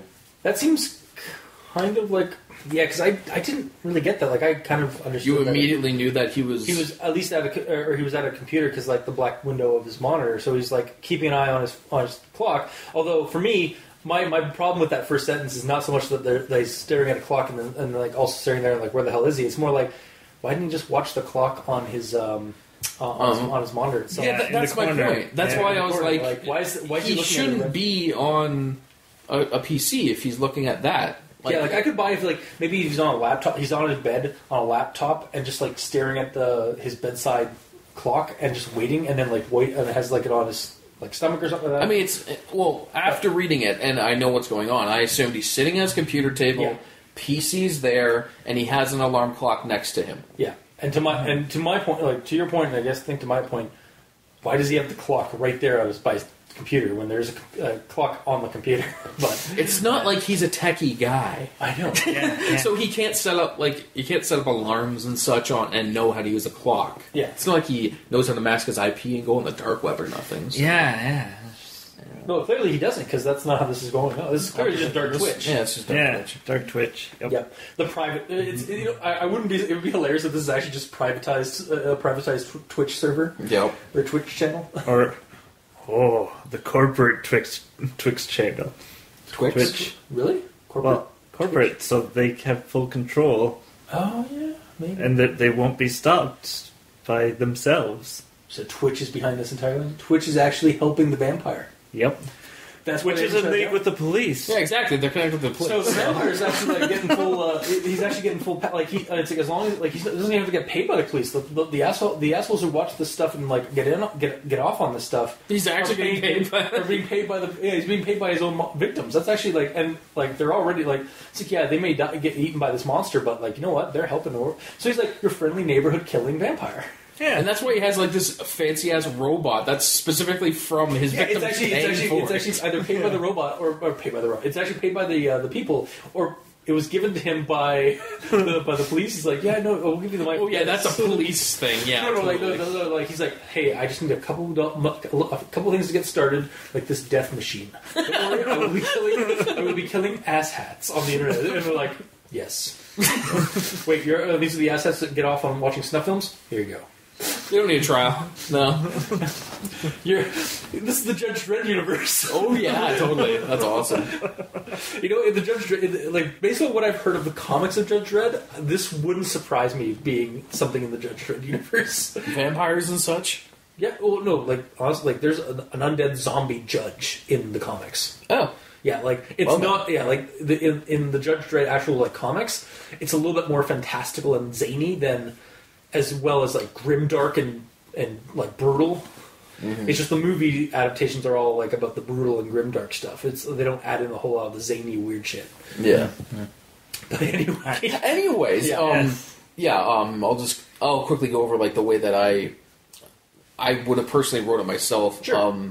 Daniel sat at his computer late at night, keeping an eye on the digital clock that's set next to it, and its glowing red numbers that read 12:58:55. Because also some digital clocks don't have seconds on them, but he specifically says he's counting down seconds. Well, he might pointing it out that it's a clock that has seconds on it. Yeah. Well, I mean, also like I'm fine with that, but like also like when I read that, I just kind of assumed like as soon as it hit 12:58 or 12:59 or whatever. Oh, he started counting in his head. That's true. Yeah.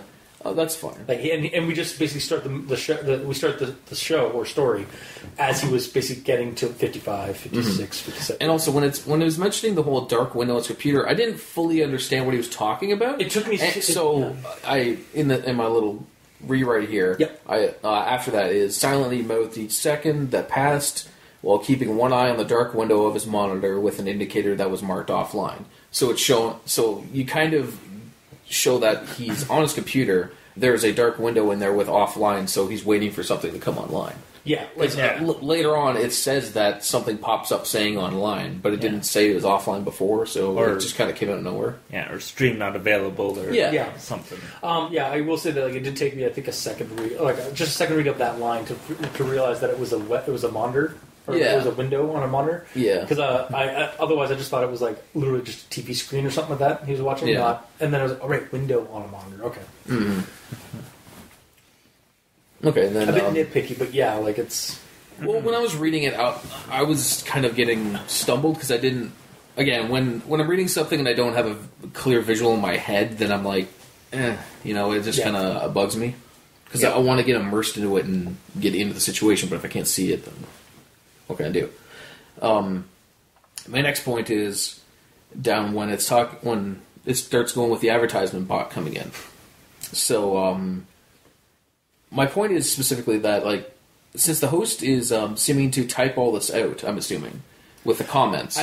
No, I don't mean I don't mean the advertisement bot. Okay, I mean how it says like system notice, system name change. The big one changed to Tiny Mole Rat, and then it says advertisement detected, keep your mini rat in your own pants, Tiny Mole Rat, warning 1 out of 2, next right result, and bam.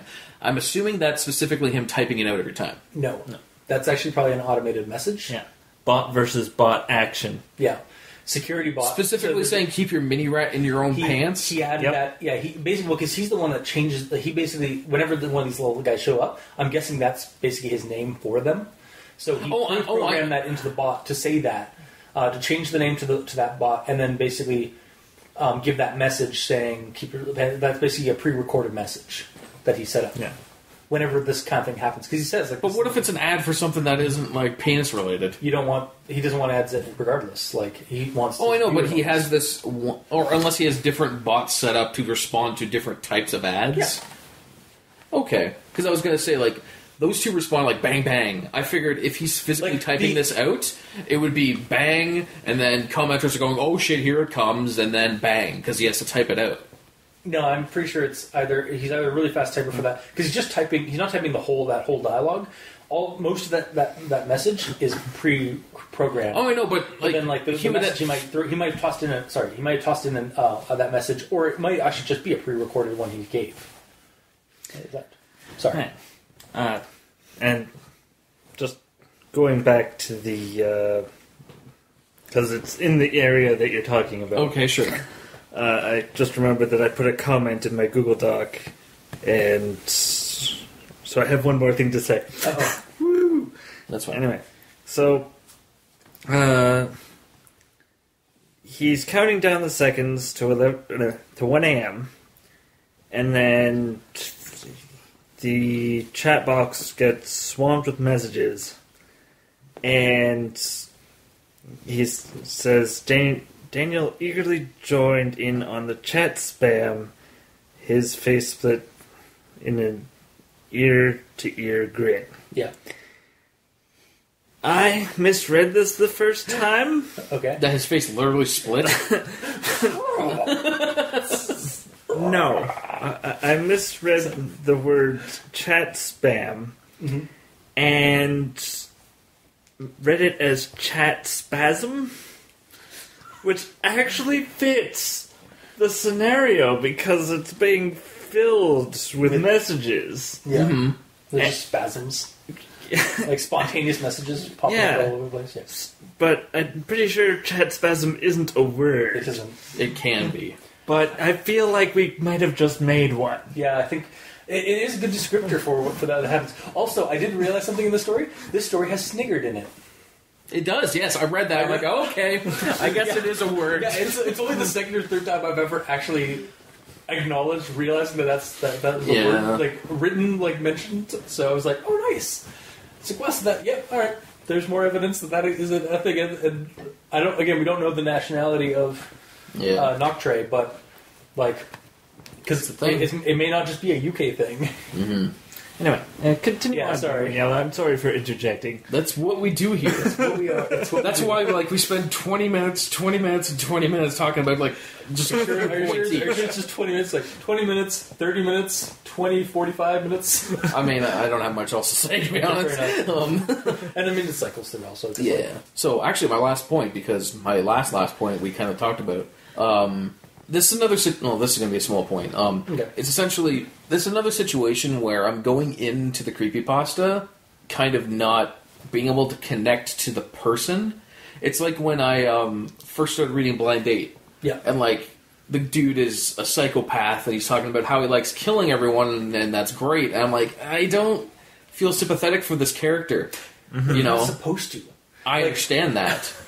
By the end, I totally understood that the actual hero is the gracious host. But from the get-go, I was assuming that the person they're talking about is the person I'm supposed to care about.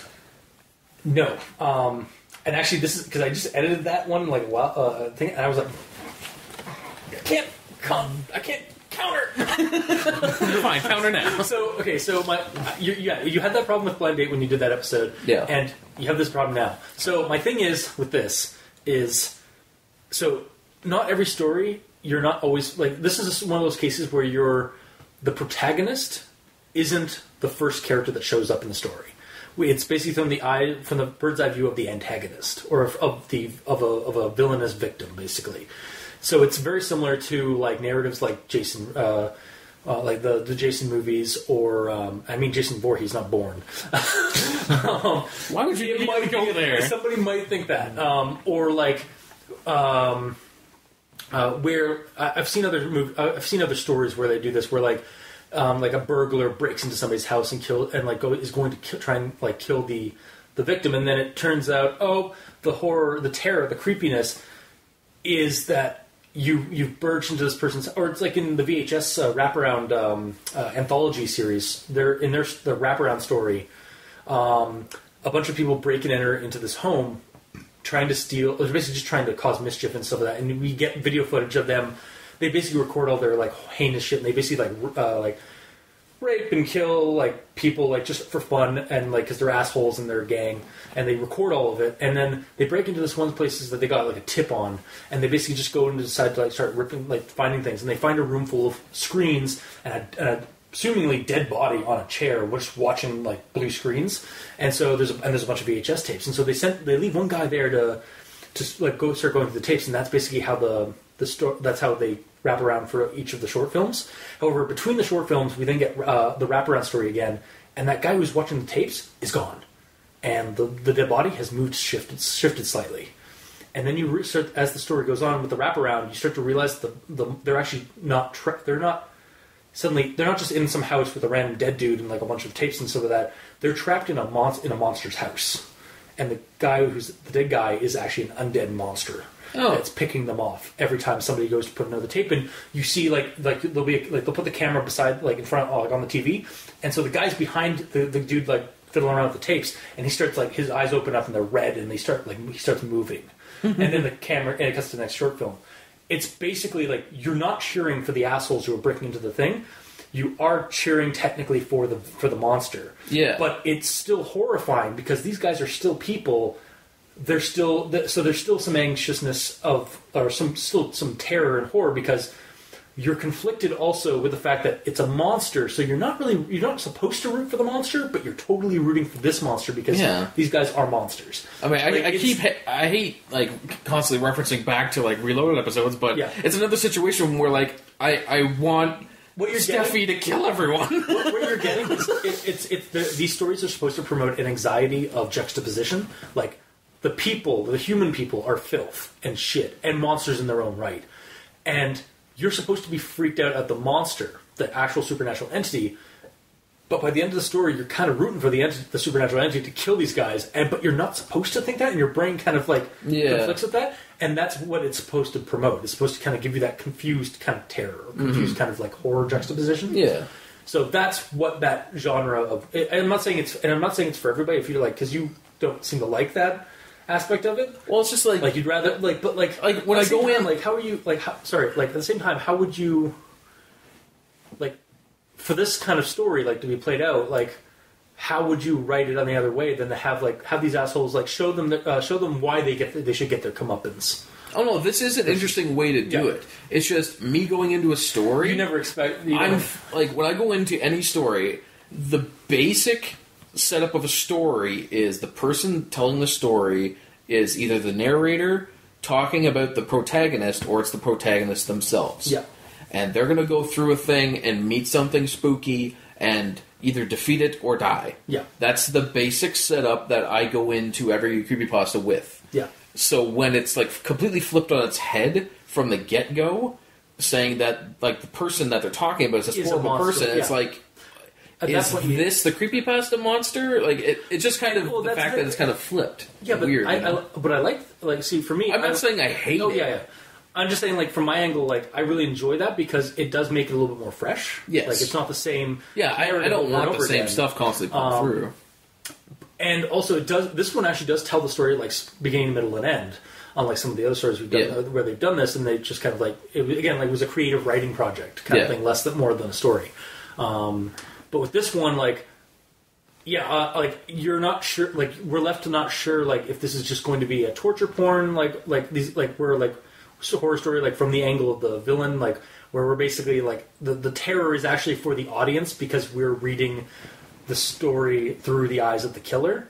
Mm-hmm. Or if this is going to be like a comeuppance story where the killer is going to get their due at the end by an actual monster. Yeah, like that's I think where the horror in these ones comes from as well, is where it's actually not so much a horror of the characters, it's the horror for the reader, because you're not sure if you're reading a story about a killer killing people and getting away with it, which is horrifying for the reader.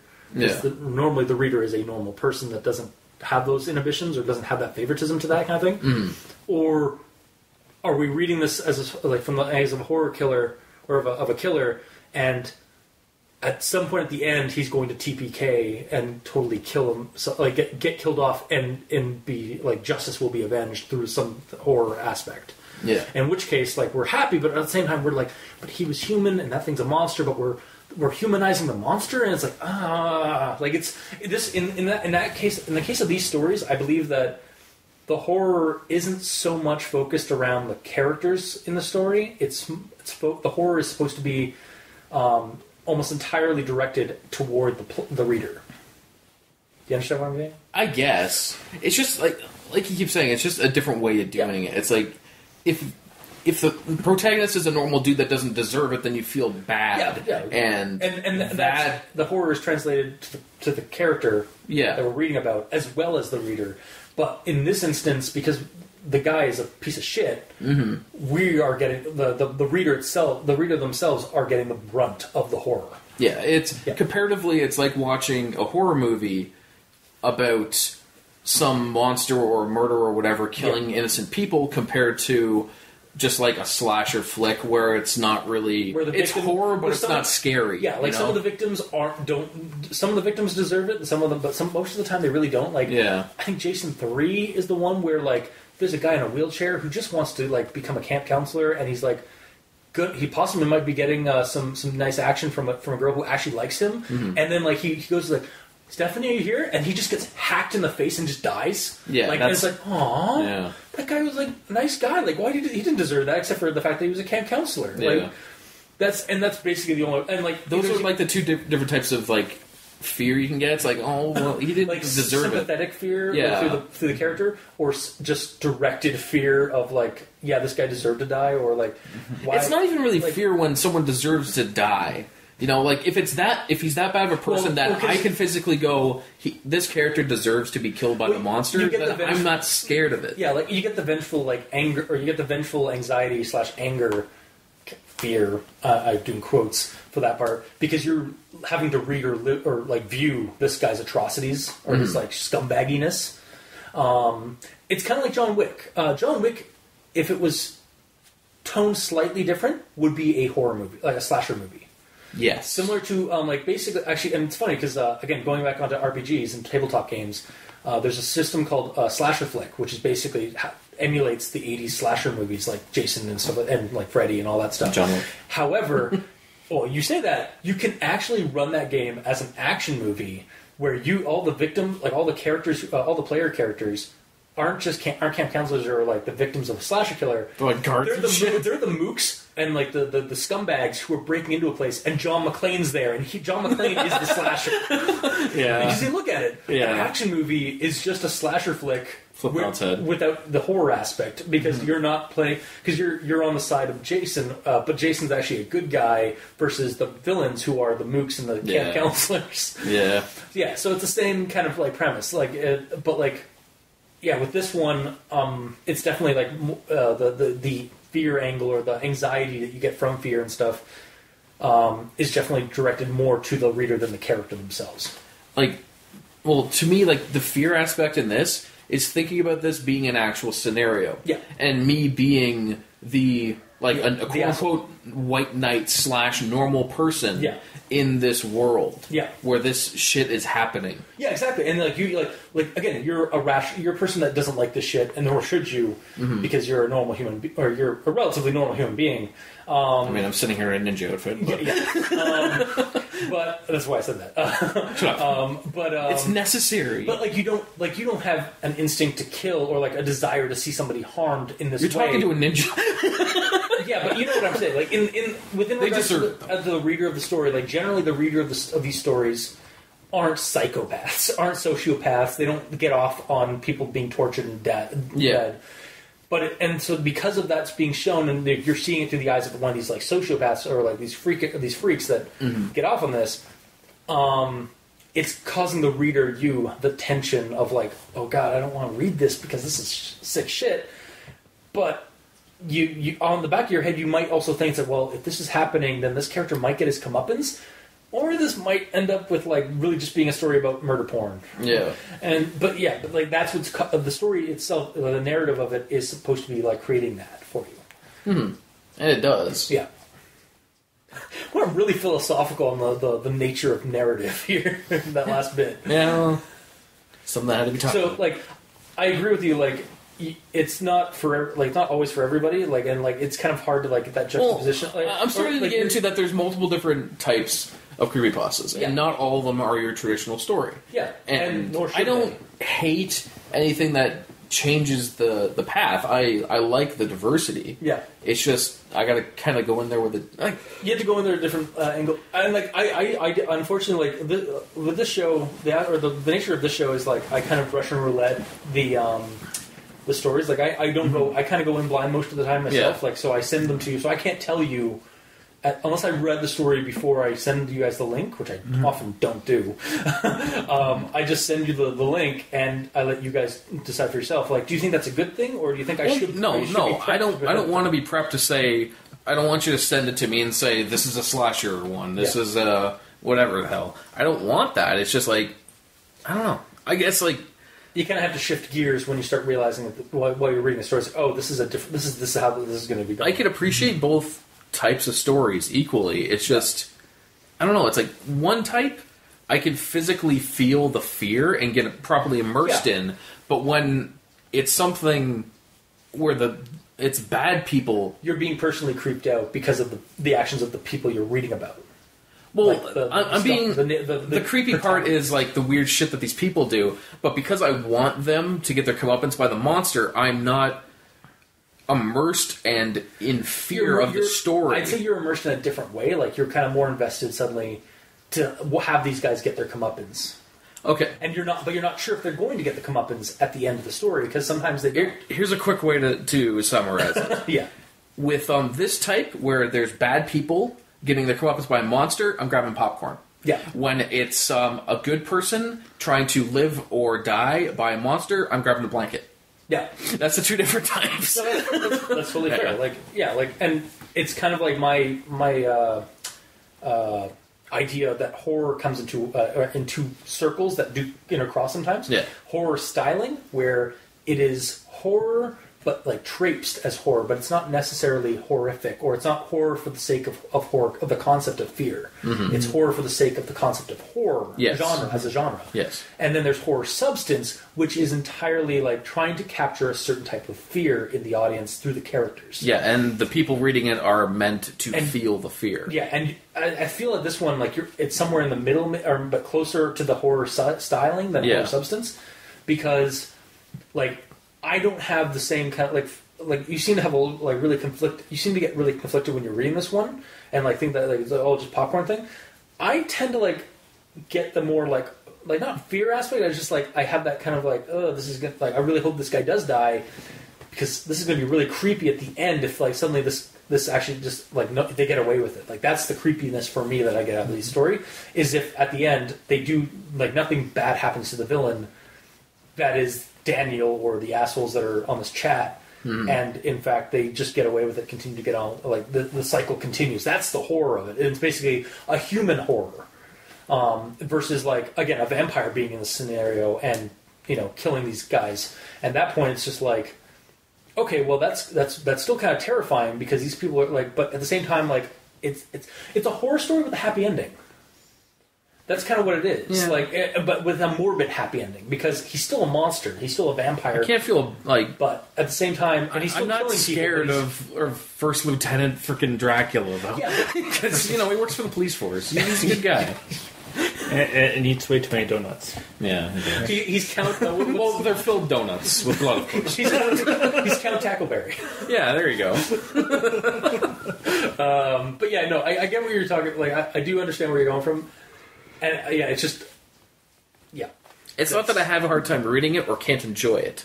It's just you have to enjoy it a different way. Yeah, exactly. It's just, I have to think about, is this story trying to make me scared, or am I just reading something that's fun to read and enjoy? Exactly, yeah. And it's like, this isn't your dad's horror story. This is a little bit older. This is a little bit newer type of horror story, because it's something that, like, it's a horror story that treats the villain like the protagonist is the villain and the monster is actually the hero. Mm-hmm. Yeah. Like, and at that point it becomes, again, an action flick where it's John McClane versus a bunch of mooks. Yeah, pretty much.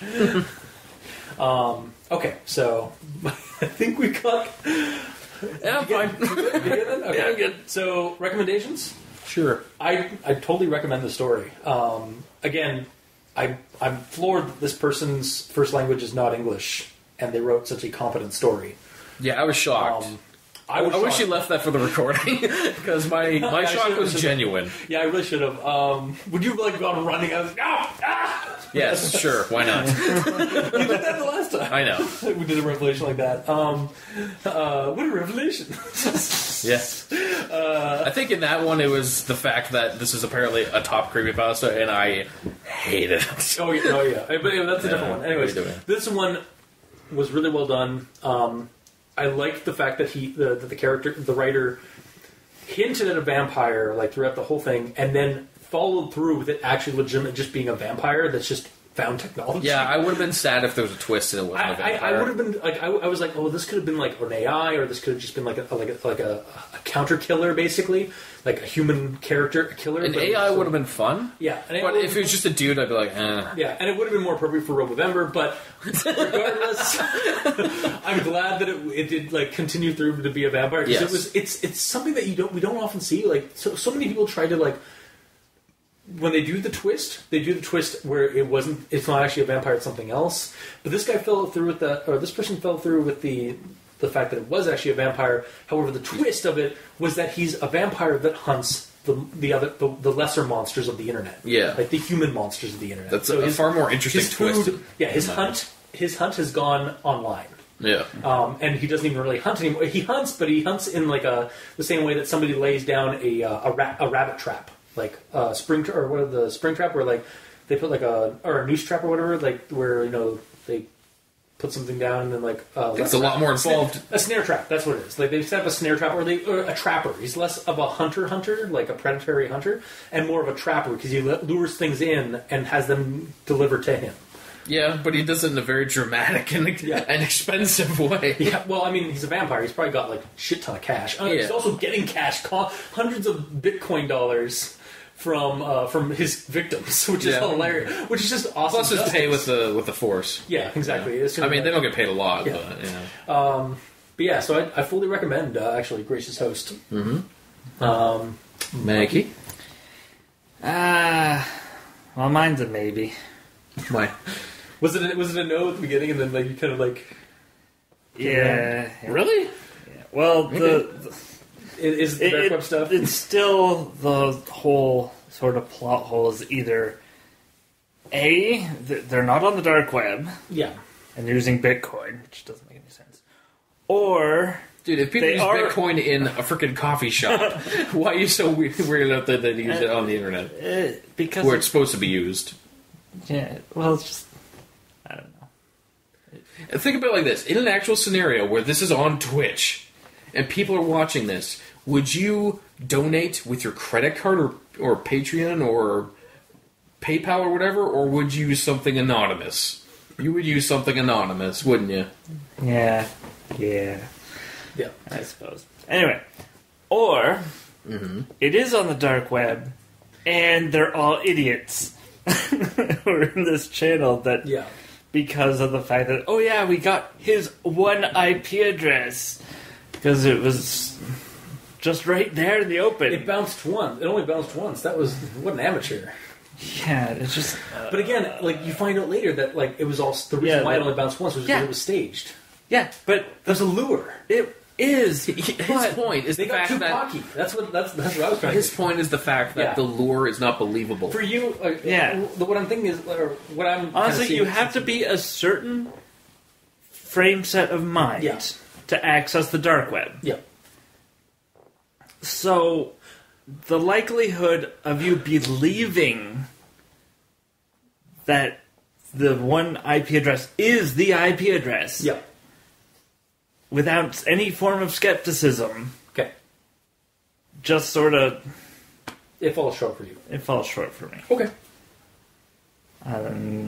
Yeah. So really, like if you're actually fluent in, like, internet, like how the internet works and how, like, the dark web or that stuff works to a degree, some of the shortcomings of how this story was told, because this is basically how all like dark web stuff is described in any creepypasta we've ever done. It's not going to really appeal. You're going to find the holes, and you might get annoyed by them. Yeah, well, and that's where anyone with a technology background just sort of looks at this and goes like, "What?" Here's a counterpoint to it, though. It never actually says that this is on the dark web.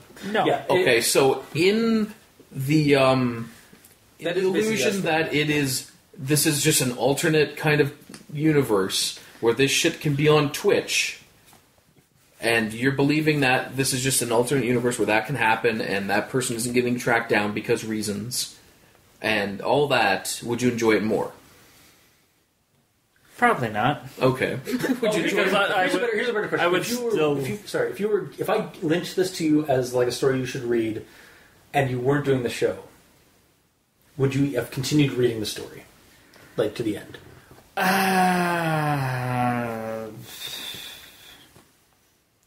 Well, if you'd lent it as a story for me to read, without giving me a reason to really read it other than for the sake of reading it, it would still be in my backlog for reading. Okay. Because I've got a lot to read. Fair enough. What I'm getting at, or what I believe you're trying to get at, Cultus, is that would you, Mikey, stop reading this halfway through because of the discrepancies in regards to the tech ideas. Yeah. And that's what you mean, right? Basically, or like how he said earlier, like a couple episodes ago, he's like, the only reason I kept reading the story was because I had to do it for the show. Yeah. Like, would you keep reading the story if I had linked this to you and we didn't have a podcast to do? Like, would you stop halfway? Would you have stopped halfway for the story and kept reading? Or would you have kept reading? There's potential that I might have stopped reading. So is that? But there was. Then we're still talking alternate universe stuff here. Okay, so hence why you're kind of giving this a maybe. Yeah, okay. It's a maybe. I mean, you got when you're reading it, where you're like, I have to keep reading because I'm doing a show. Okay, maybe just recommend. Just go with your recommendation. So we got bot on bot action. Yeah, which I guess is enough for Robovember. Yes. We've got. We also have the giant remote control. That's the main one that I connected. I connected with the bot because we did just last week. We did the Quake Bot 3 thing or Quake 3 bot thing, and then with this one, Mrs. Bots don't freaking count. My eyes. Well, bots are AIs are the closest thing I get. Okay. Oh, I know, but this is the thing: the advertisement bots and stuff like that, and the response bots. That had nothing to do with the creepypasta. No, you're right. Yeah, you're absolutely right. It's just there. Yeah.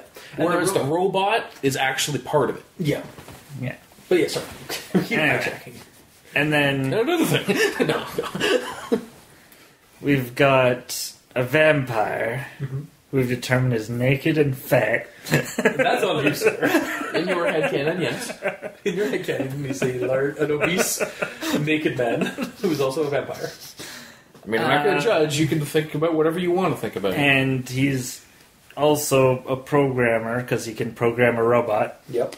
And uses computers to great effect. Mm-hmm. So he's a supernatural entity using technology. But not in a supernatural way. Yeah. He's using it like a mundane, like a human. Yeah. Like basically, what I'm guessing, or in my headcanon, this vampire, this obese, naked vampire, was not always naked or obese. He basically got ahead of the curve. Like he's been around since before the 20th century, but at this point, somewhere in the 70s or 80s, he was at Silicon Valley, or he knew he's savvy enough to know when things are going to be this could be in my favor and stuff like that. Or he took a couple of years and took some classes and some night classes and learned how to use the internet and how to use technology in a very intelligent, mundane way. And that's basically he's an intelligent vampire because he's been around the block a couple of times. Well, he's also on the internet. He can just look up anything he needs to learn on the internet. That's true. Yeah, he doesn't even need to has all the time. Yeah, he has all the time in the world because he's an immortal entity. So he's basically and he was human once, so he's not he's inhuman in that he's a supernatural vampire thing, but he's human in the fact that he has human intelligence, just a little bit smarter, more cunning because of his predatory supernatural means.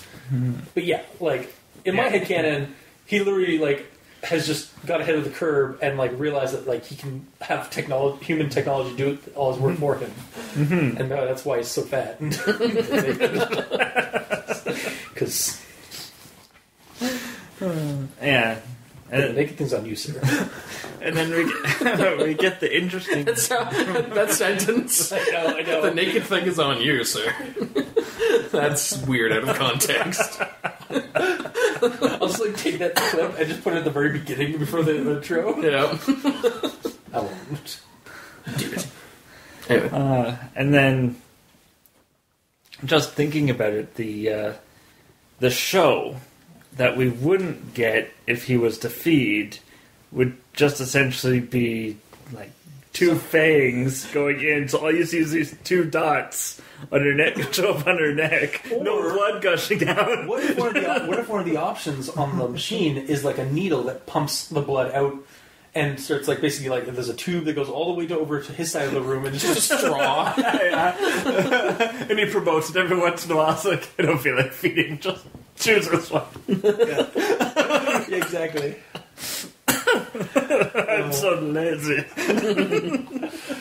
the occasionally whenever that option gets chosen, the viewers just hear like a belch or some kind of like a straw, like a empty straw sound, sucking sound. Yeah. at the end. The tube coming around is like all like a curved straw and stuff. I think that would be like also one of the worst things because it's like sanguination. Like, oh god, ugh. It's like what they do to fucking corpses. Like they pump out all the blood and then they inject the body with the formaldehyde. I just watched freaking Phantasm 2. Yeah, I'm sorry, we just watched that. We just watched that kind of thing, like that process through in Phantasm 2. Jesus. Yeah, but where that's gross to us, people who don't drink blood, to a vampire, that'd be fine. No, yeah, no. It'd be essentially like sticking a straw in an orange. Drink orange juice. Yeah. Those Tropicana. Yeah, exactly. Yeah, those Tropicana commercials. But all right. So tentative recommendation, but not, but kind of on the fence because of the technology. Yeah. Or not the technology angle, the way the internet works. Yeah. All right. Well, for me, what I have written down, I don't think it's going to be changed. Nope. Well, maybe. All in all, I'm going to actually recommend it. I mean, there was a couple of, like, when I started reading it, I was getting slipped up as to the actual setup of Daniel and what he was watching and what he was waiting for and all that. But going through it, it was well written, and I didn't ever have a part where I'm like, I don't want to keep reading, but I have to. Yeah. So I enjoyed it all the way through. The twist at the end was fun. And, yeah. The only thing I'd like to know is, like, I'm curious if this vampire has been around for ages and this is just the new style he adopted, or if he is a recently turned vampire who already did internet stuff and possibly a streamer, and this is just what he adopted. I mean, like during the normal hours, he's like PewDiePie or something. But when he needs to feed of all, yeah, exactly. We're in 2016, 2017. Yeah, but I'm inclined to think that I want to believe that he's a monster that's been around for like centuries and has just adopted human technology, like the innovation of human technology. But I also don't really. For me, I'm fine the way it is, but I could see a sequel going out. So if Nachtrae ever gets an inkling to do a sequel, that would be a really cool thing to see. Is maybe get some more information about our gracious host. Mm-hmm. And it could almost go towards a investigative thing if the cops do start. Yeah, from a cop angle. It's just hopefully if they do that sequel, maybe. And explain how the gracious host is on the police force and all that. Exactly. Well, I would love that to be actually canon in something. It could be a little too silly, but at the same time, it could also be conspiratorial, where the cops aren't helping the person that's trying to investigate it. It could just be a journalist, a la the Stephen King story I referenced earlier, where he's trying to find this killer that's killing these random internet users. And then the cops aren't being any help because he's actually on their pay grade. Yeah. I think it could work, but I don't really need it. But it could be cool for me personally. But I understand why you always want more information. Oh, for sure. When something's interesting enough that I can get invested in the situation, you want to get more. It's fun to learn about it. Yeah. All right, I think that was our episode then. So if you like what you heard, if you didn't, leave us a comment in the comment section below where this is posted, whether it be on Kiwi6, Facebook, YouTube, Tumblr. We're on Twitter. Mikey's at the E stands for evil. I'm at Review Cultist. Gamer in Yellow is on Xbox Live, on the Gamer in Yellow without the W because Microsoft hates him. You can also send us emails at aldenterigamortis@gmail.com. That's ALDENTERIGAMORTIS@gmail.com, where you can leave us suggestions for other creepypastas you'd like us to discuss on the show. You can also check out the title cards for each episode at crazonstudios.tumblr.com or on the YouTube channel Al Dente Rigor Mortis with the video portion of each episode. And if you would like to donate, send us your Bitcoins. No, you can go to Patreon, look up Al Dente Rigor Mortis, and choose the backer you'd like to suggest as that. As we've been kind of mentioning off and on this episode, we have a couple of shows for the patrons only.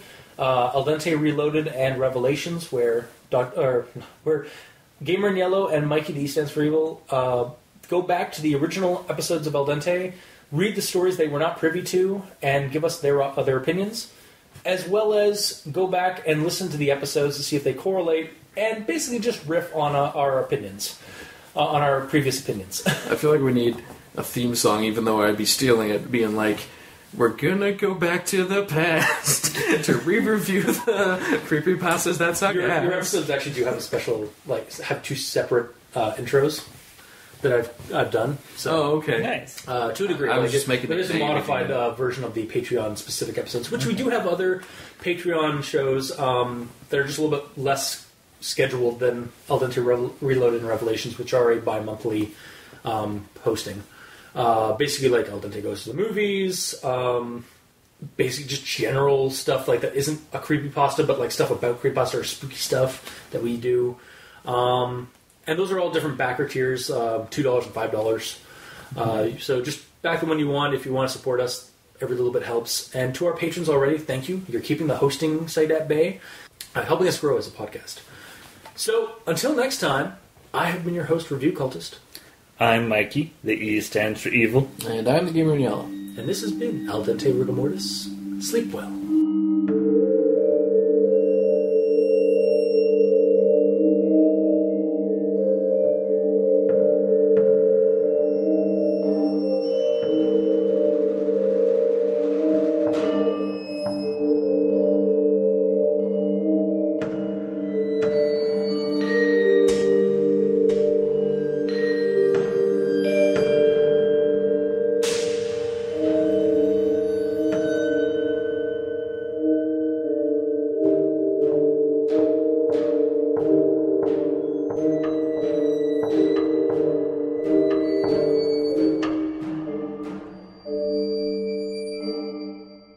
Sorry, somebody's at the door. Just very take a quick break. Do you want me to stop this? Yeah, it's IP. Oh, shit. Do you want me to stop this? Yes. And we're back. Sorry about that. Mail came in. Also, markets. That part I think it's fine. You like giving more work to yourself. Well, I mean, it's a huge fucking book as that fucking box looks like. It is. Box looks like. It is. Box looks like. It is. Box looks like. It is. Box looks like. It is. Box looks like. It is. Box looks like. It is. Box looks like. It is. Box looks like. It is. Box looks like. It is. Box looks like. It is. Box looks like. It is. Box looks like. It is. Box looks like.